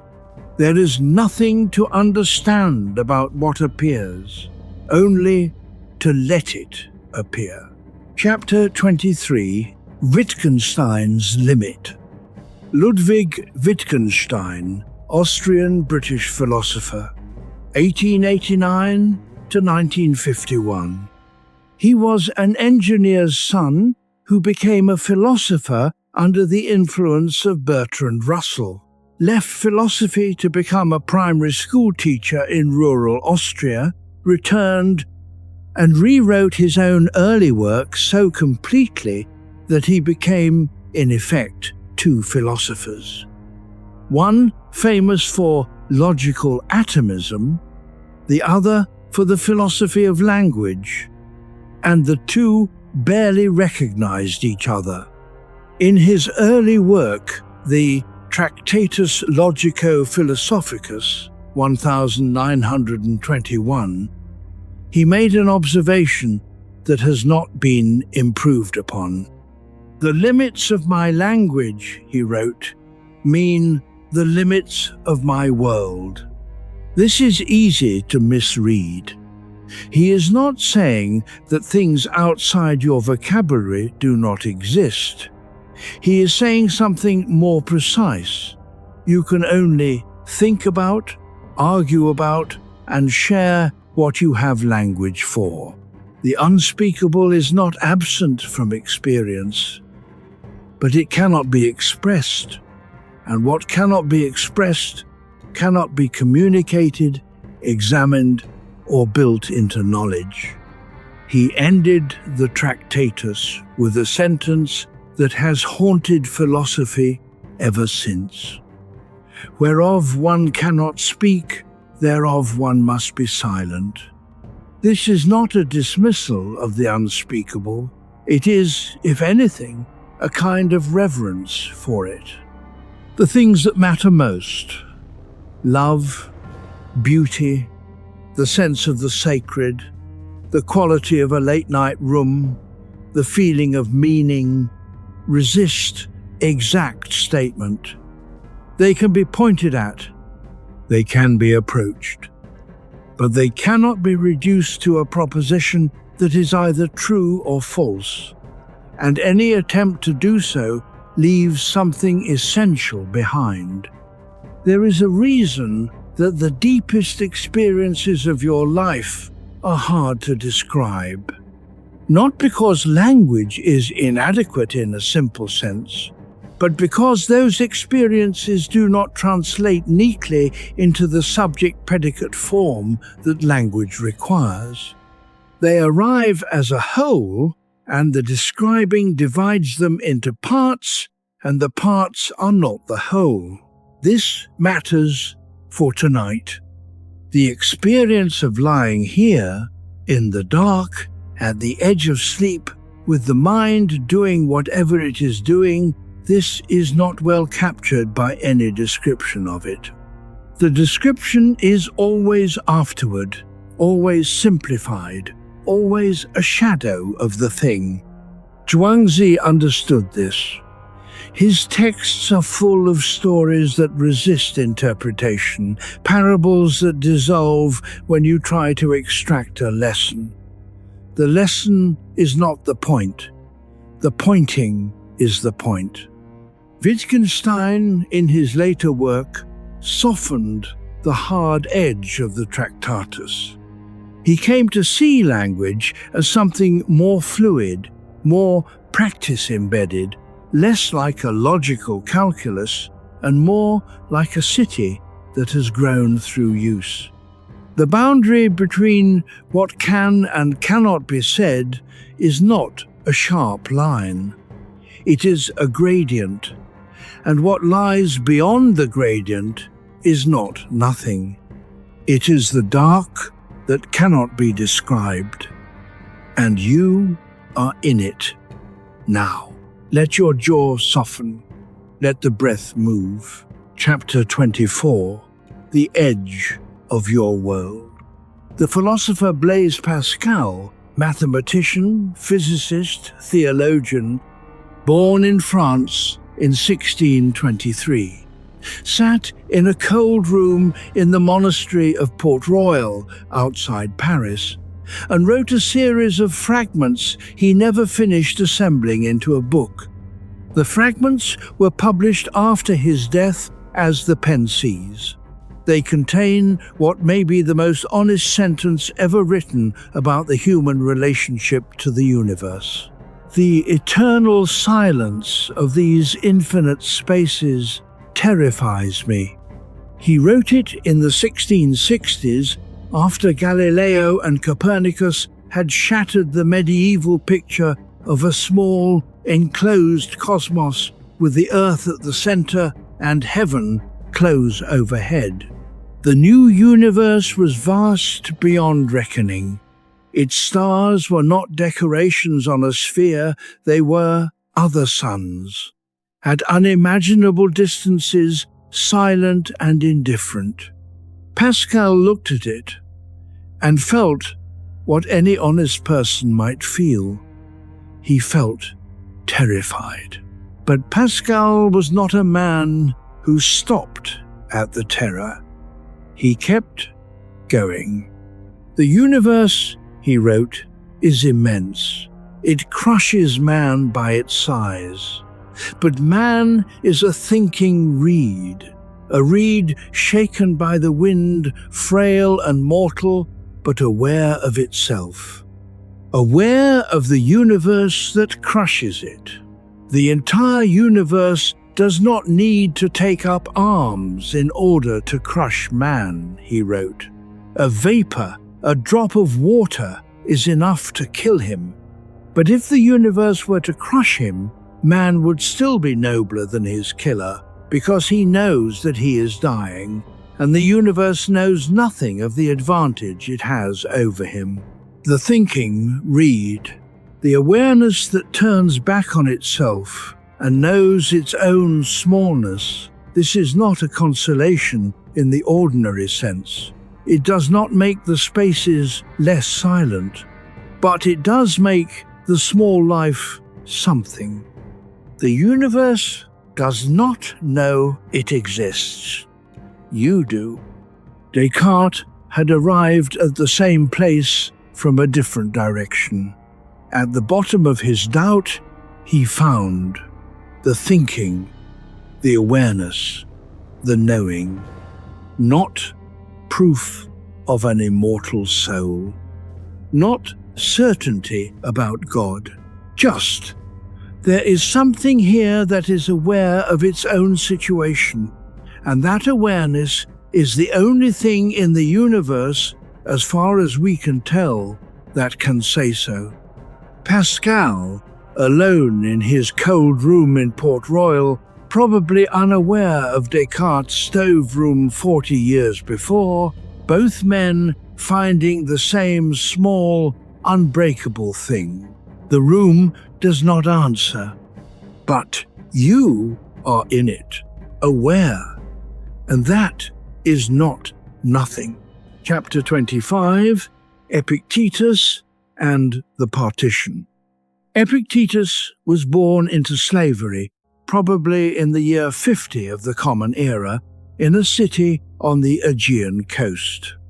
His master, a man named Epaphroditus, who was himself a freedman and a secretary to the Emperor Nero, once broke Epictetus's leg while Epictetus watched calmly. According to the story, Epictetus said, "As the bone broke, I told you it would break." 9. He was later freed. He became a teacher of philosophy in Rome, then in Nicopolis in Greece, where students came from across the empire to sit in his classroom. He wrote nothing himself. His student Arian took notes and published them as the Discourses and the Enchiridion. The Enchiridion opens with what Epictetus considered the single most important idea in philosophy. Some things are in our control, he says, and some things are not.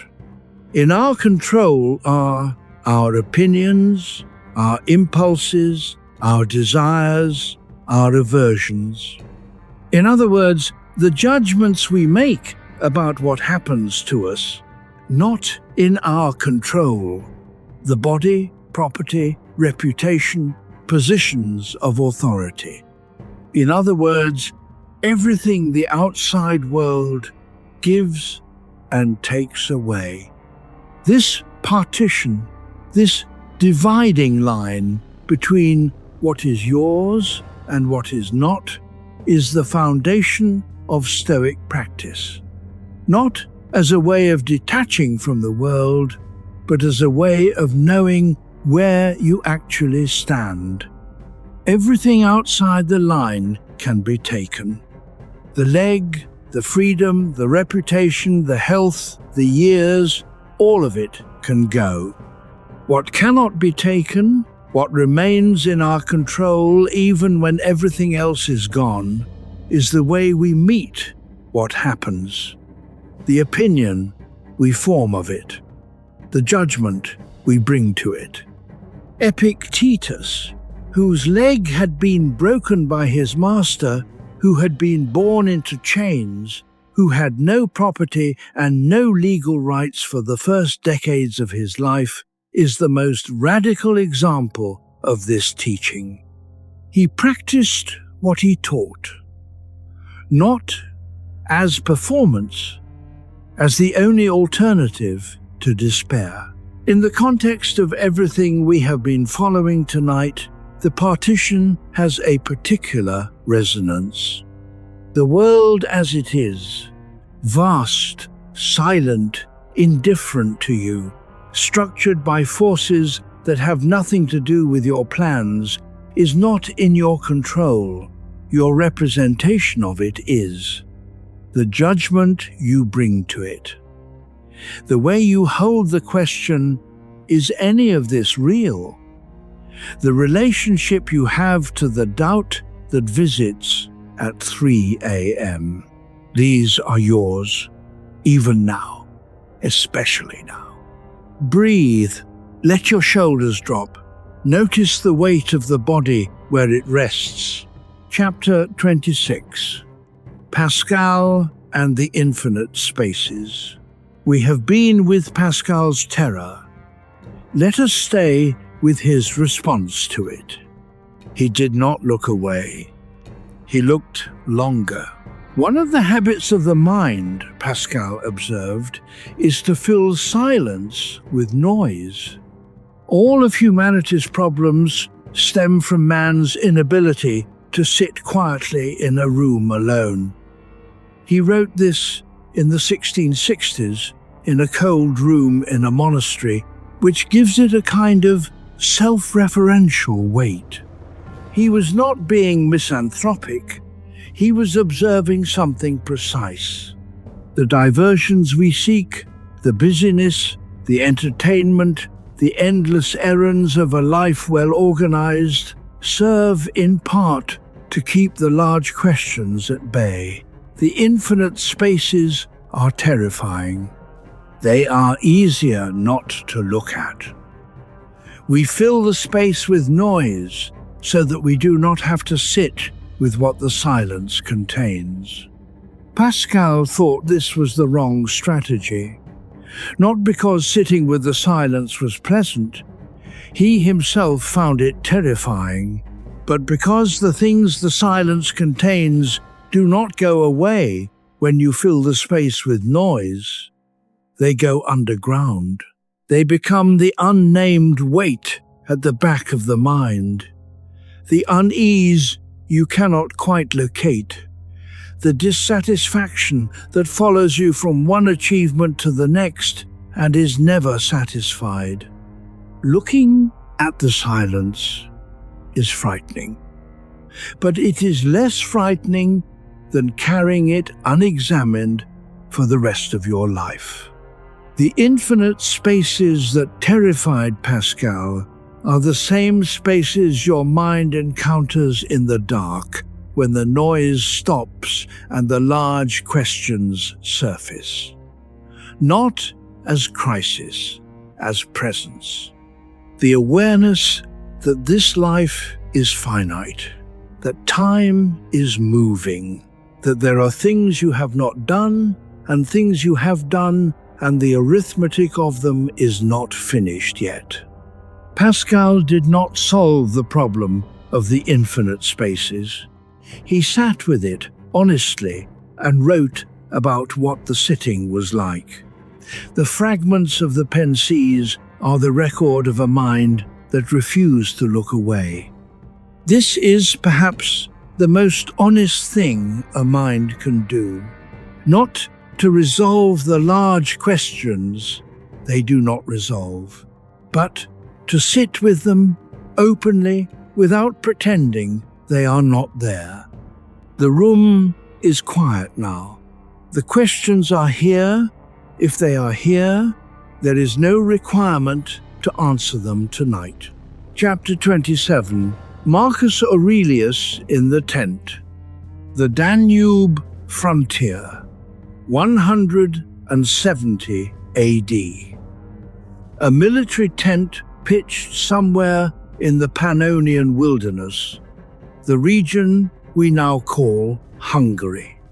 Outside, the Marcomanni and Quadi tribes press against the empire's edge.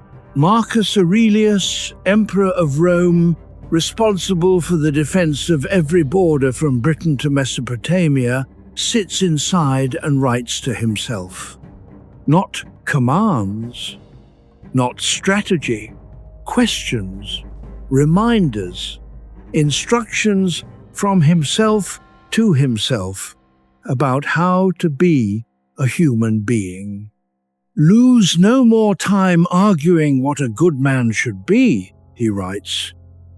Be one. You have power over your mind, not outside events. Realize this, and you will find strength. I. The present moment is the only moment available to us, and it is the door to all moments. He has been reading the Stoics, Epictetus, Seneca, the whole tradition. He is translating their teaching into practice under conditions that most philosophers never faced.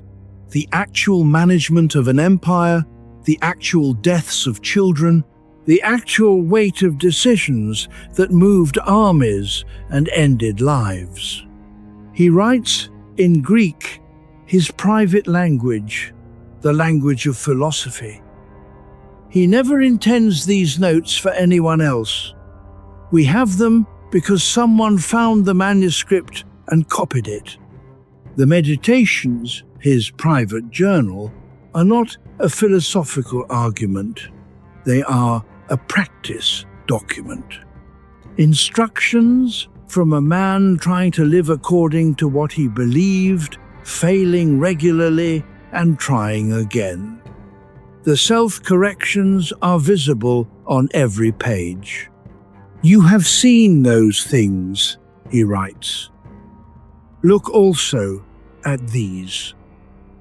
Do not disturb yourself by thinking of the life as a whole. Do not assemble in your mind the many and varied troubles that have come to you in the past and will come again in the future, but ask yourself, with regard to every present difficulty, what is there in this that is intolerable and beyond endurance? He is not asking you to pretend difficulties do not exist. He is narrowing the field of vision from everything that has ever gone wrong and might yet go wrong to this moment, this difficulty, this breath. It is the same gesture Descartes made, but from the inside of a life rather than from the outside of philosophy. The stripped-down present, the thinking that is actually occurring, the cogito, practiced as a daily discipline in a military tent on a frozen river. Marcus did not solve the problem of life either. He died in that tent or near it in 180 AD. He had been emperor for 19 years. He had lost children and friends and a wife. He had made decisions he probably regretted, and he had written every morning a reminder to himself to be present, to be decent, to hold what was happening with some equanimity. The reminder was imperfect.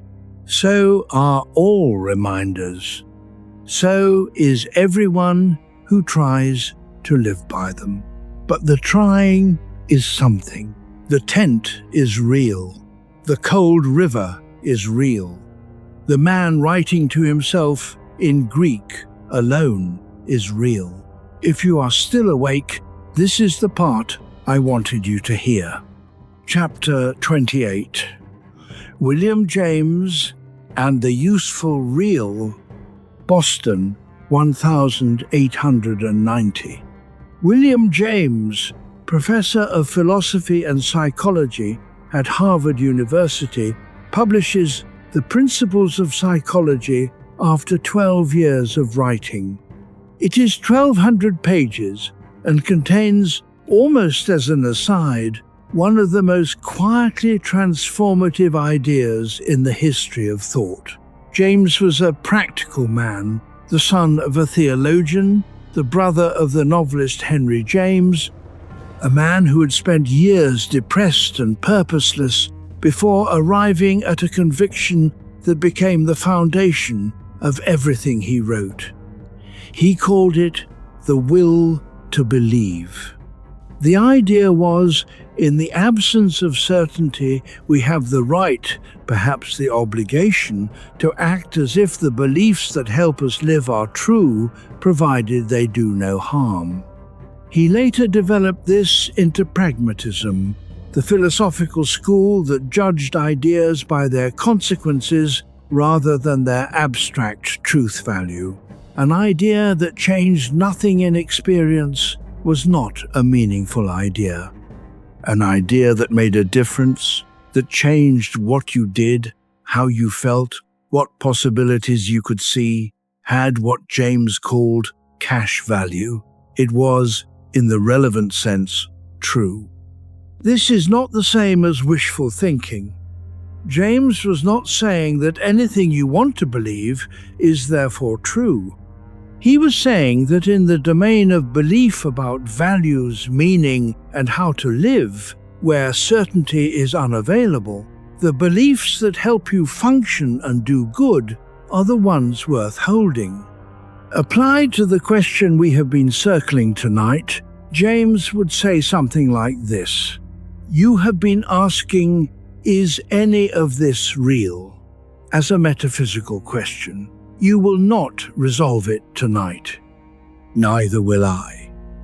Neither did Descartes, Plato, Kant, Hume, or anyone else in 400 years of concentrated effort.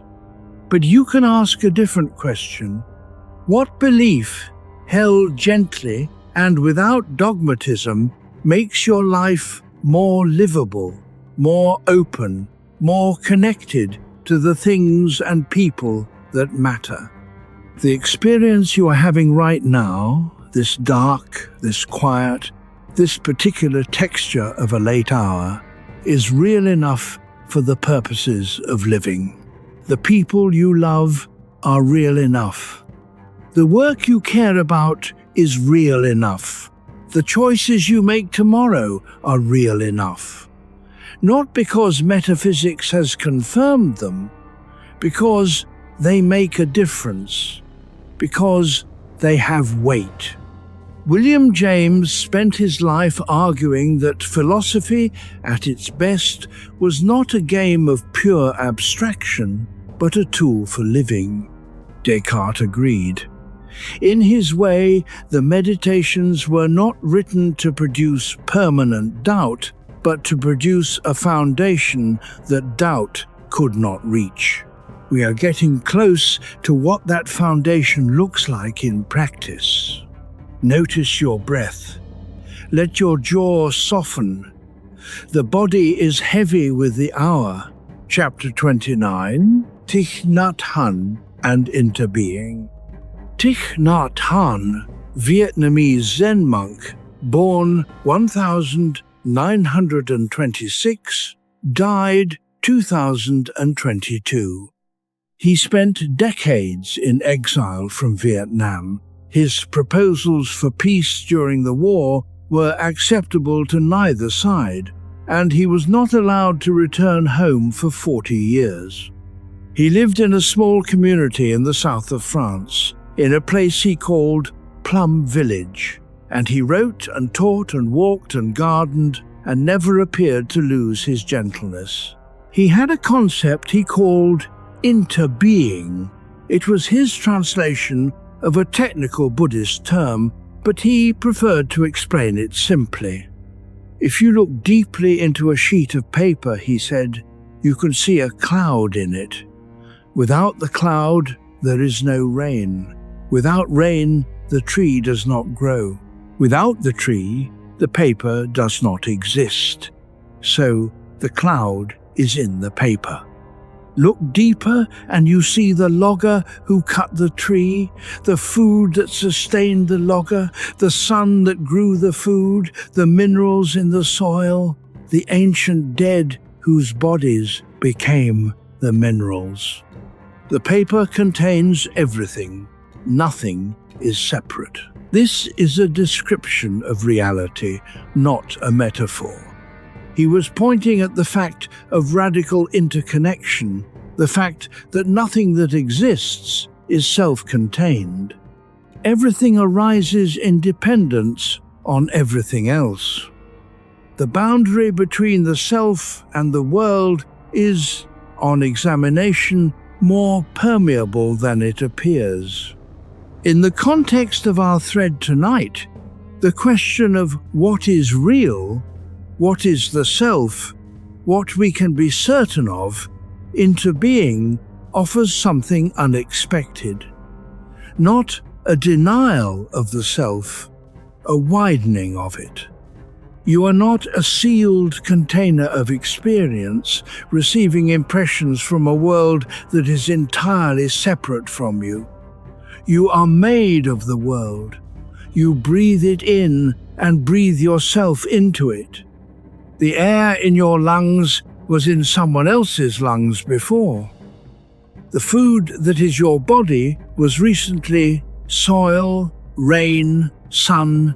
The thoughts you are thinking were shaped by people who are not in this room, and some of whom are not alive. This is not a loss of self. It is the self seen more accurately. Thich Nhat Hanh spent 40 years in exile, unable to return to the country where he was born. He wrote that he did not miss it in the way one might expect, because he understood that what he loved about it had not gone anywhere. It was in the people who came to learn from him.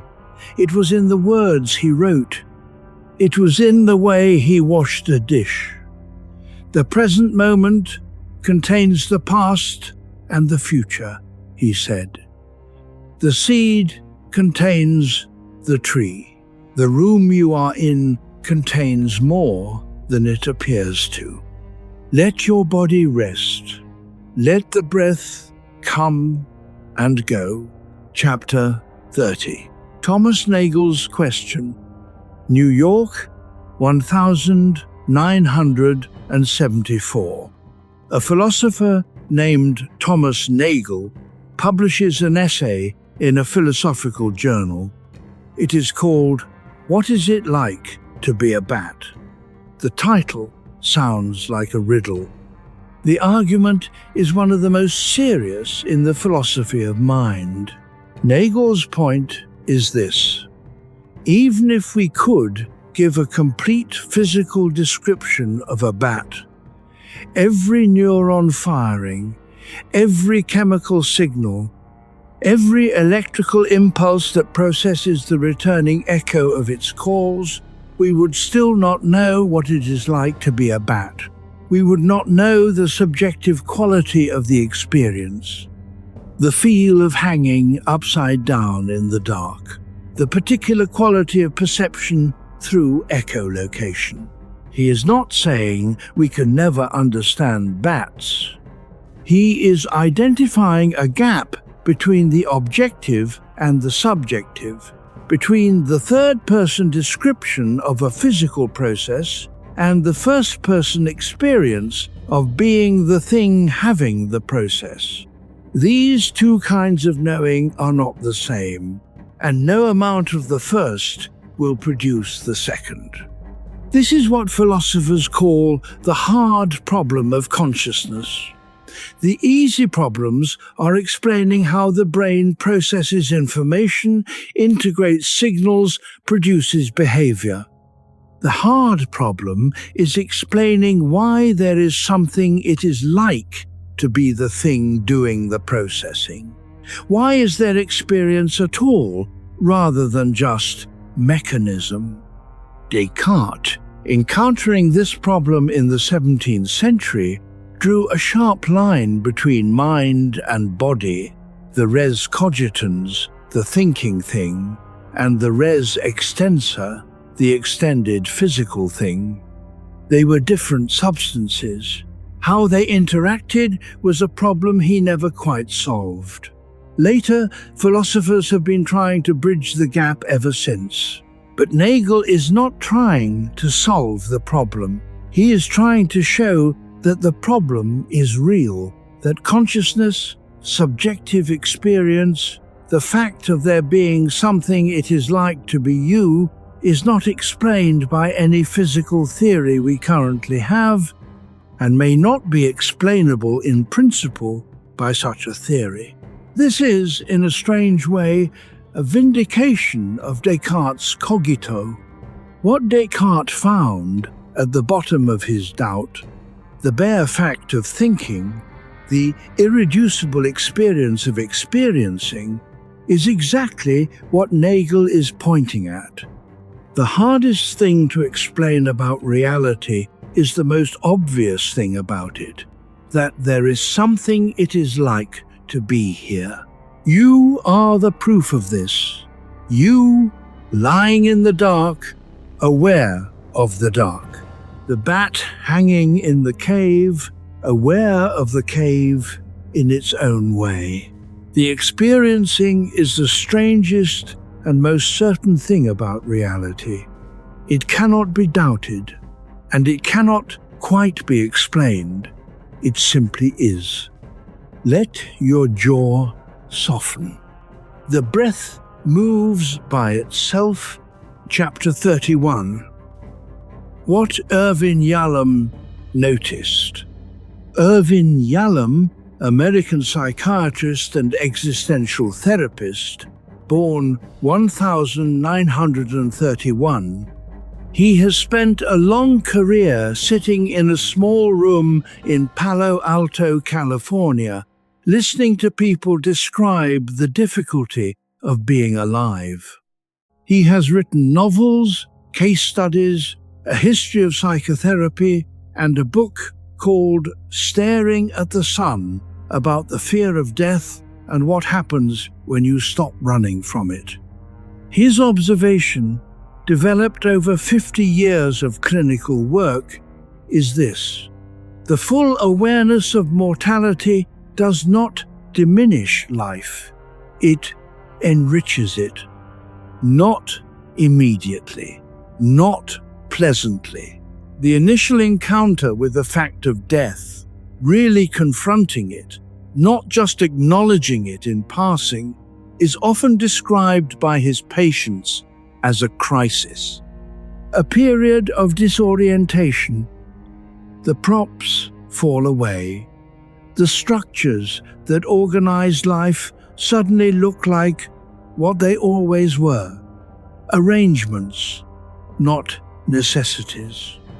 But if the person stays with the encounter, if they do not immediately build new props or drown the awareness in busyness, something shifts.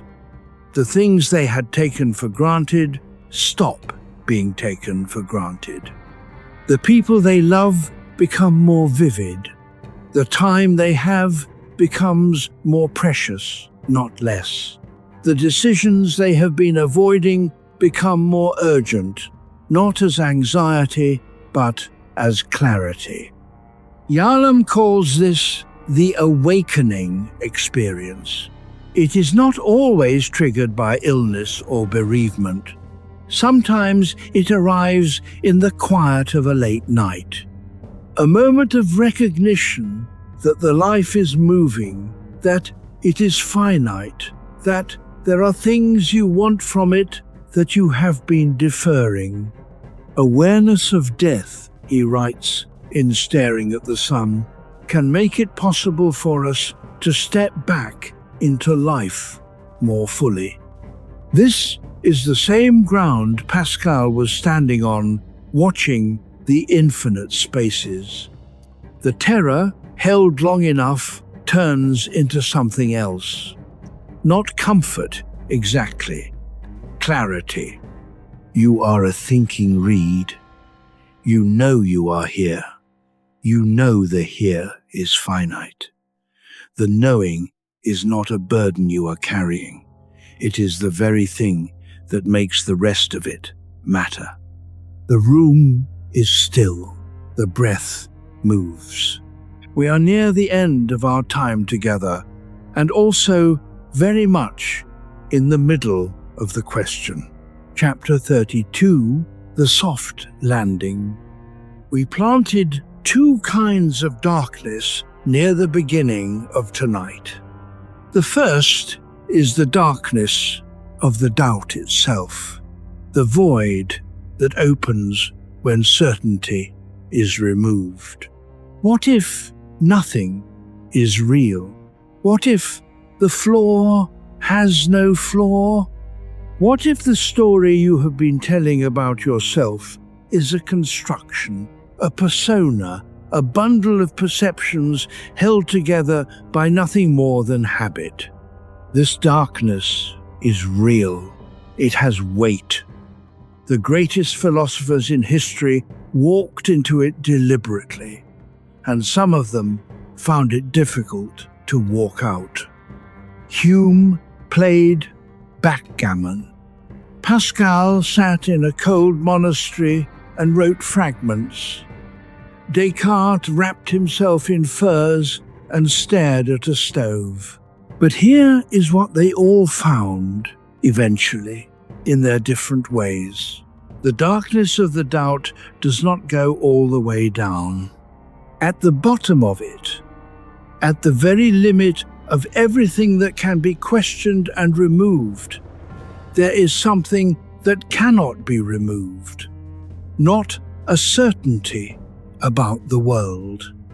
Not proof that the external world is real, or that other people are real, or that your memories are accurate. Something smaller and more fundamental. The fact of this. The experiencing happening now. You cannot doubt the experiencing without experiencing the doubt. You cannot question the questioning without demonstrating the questioner. The darkness of the void is a darkness you are aware of. And the awareness is not in the void. The awareness is standing beside it. The second kind of darkness is the one you are in right now. The dark of the room, the dark of the hour, the dark of lying somewhere, with a breath moving in the chest, and a mind doing its work in the quiet. This darkness is safe, not because nothing difficult lives in it. It holds the same questions as the first kind, but because you are in it, not falling into it. You are the person looking at the void, not the void itself. Descartes found this. Marcus Aurelius found this. Zhuangzi found this. Zhuangzi found this. They sat with the largest questions available to a thinking mind and discovered that the mind that can hold the question is not destroyed by it. Let your shoulders drop. Let your jaw soften. Feel the weight of the body where it rests. The floor is there. You may not be able to prove it philosophically, but you can feel it. Chapter 33. The second kind of certainty. Now we come to what Descartes found. He did not find certainty about the world. He did not prove, beyond all doubt, that the room in Bavaria was real, that the stove was warm, that the army outside existed. He never claimed to. His project was more modest and more honest, to find the one thing that even the evil demon could not take. He found it in the structure of doubt itself. To doubt, you must be doubting. To question, you must be questioning. To be deceived, there must be something that is being deceived. The fact of thinking, of experiencing, of awareness cannot be removed without removing the remover. It is the one certainty that is immune to the evil demon because the demon's deception requires it. This is not certainty in the usual sense. It is not certainty that things are as they appear. It is something smaller and stranger. Certainty that there is something here that is appearing to. Certainty of the experiencer.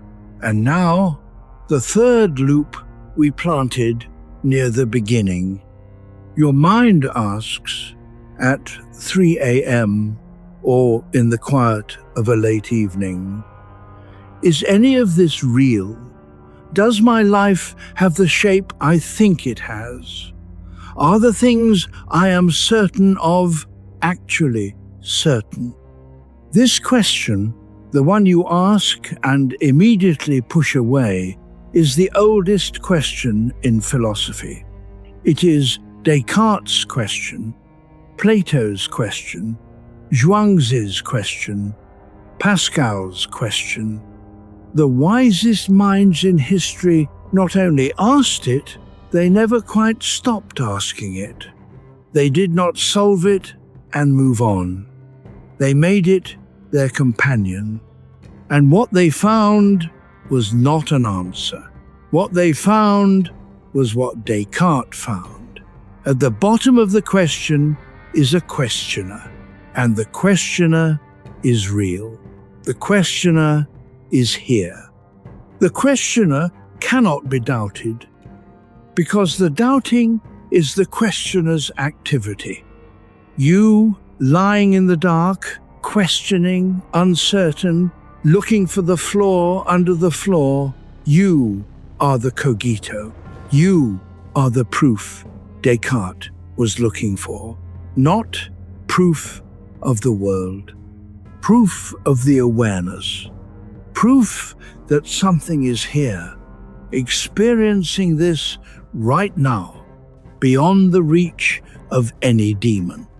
The doubt that keeps you awake at night is not a flaw in how you think. It is what serious thinking has always felt like.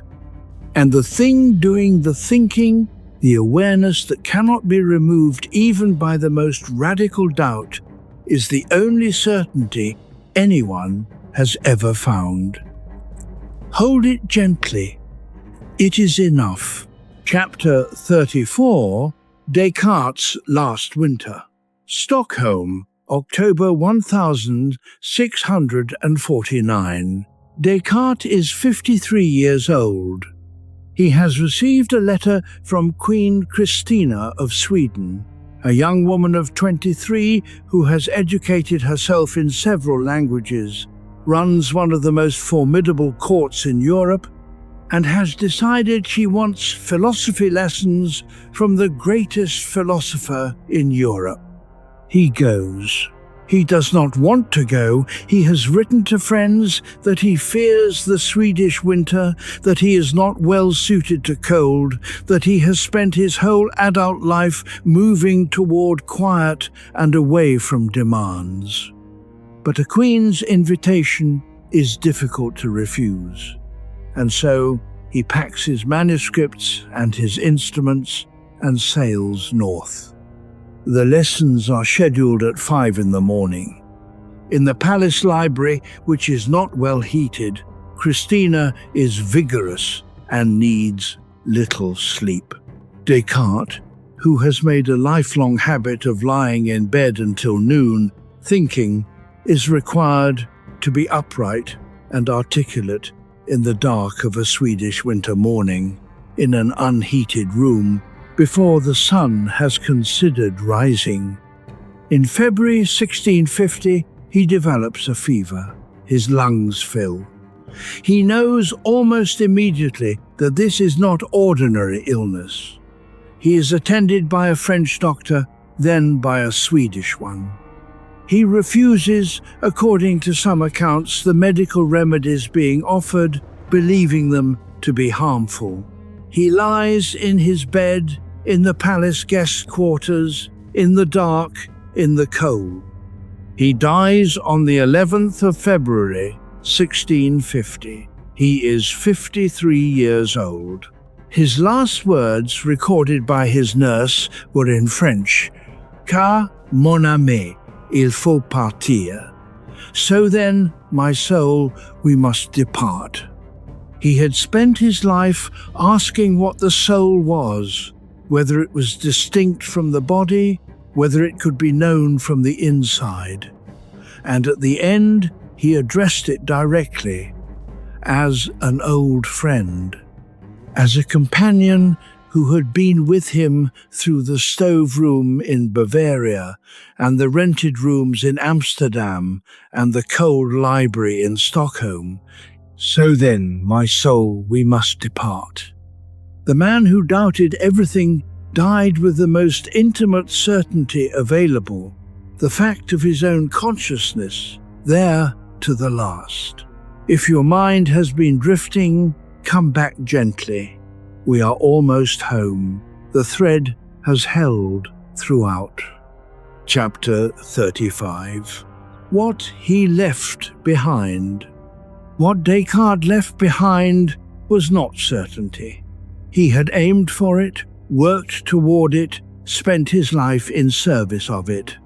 But the project, followed honestly, did not produce certainty about the world. It produced something more useful. It produced the method. The willingness to press on what you believe until you find whether it holds.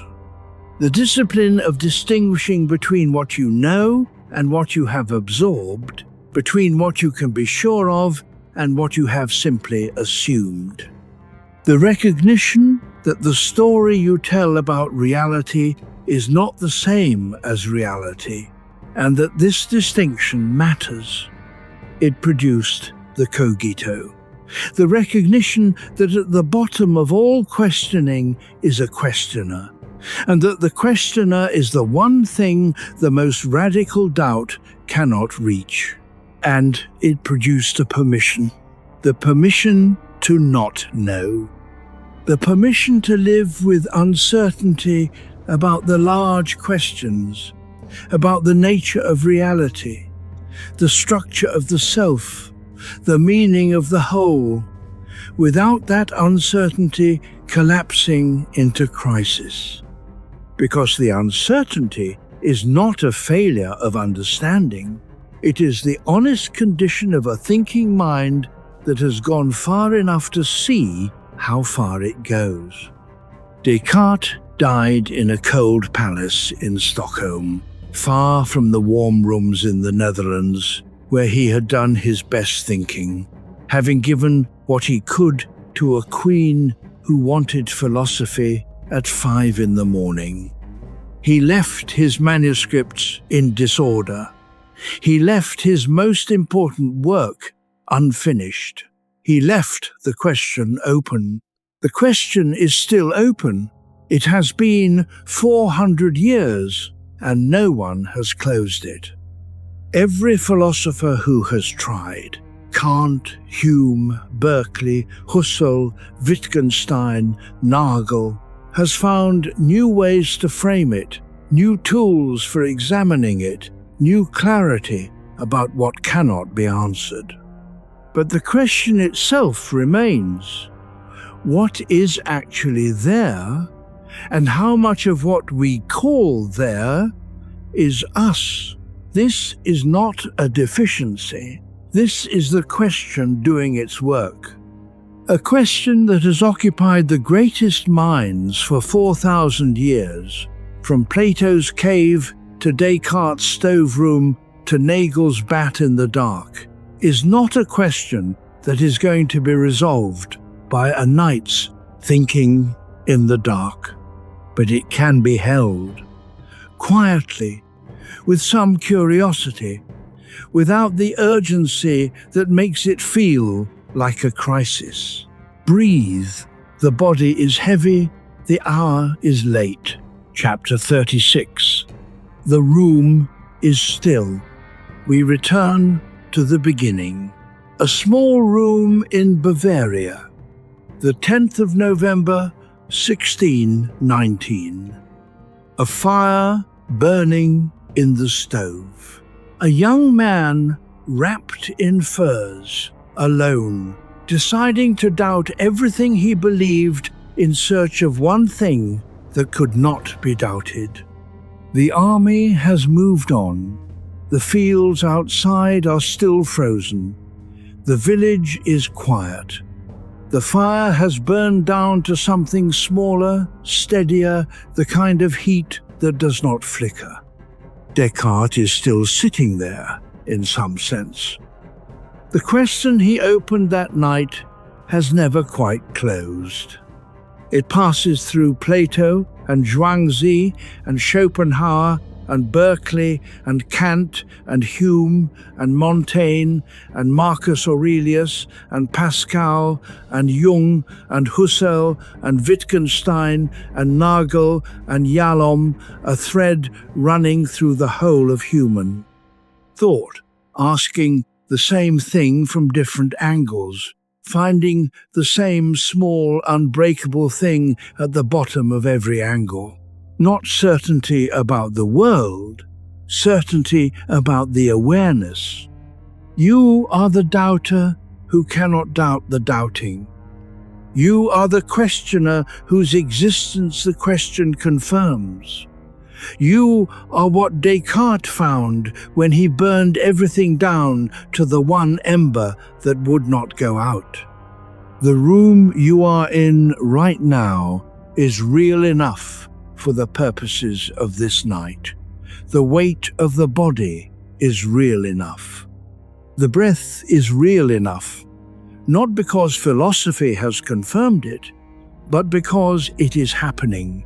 And the happening is the only certainty any of us have ever had.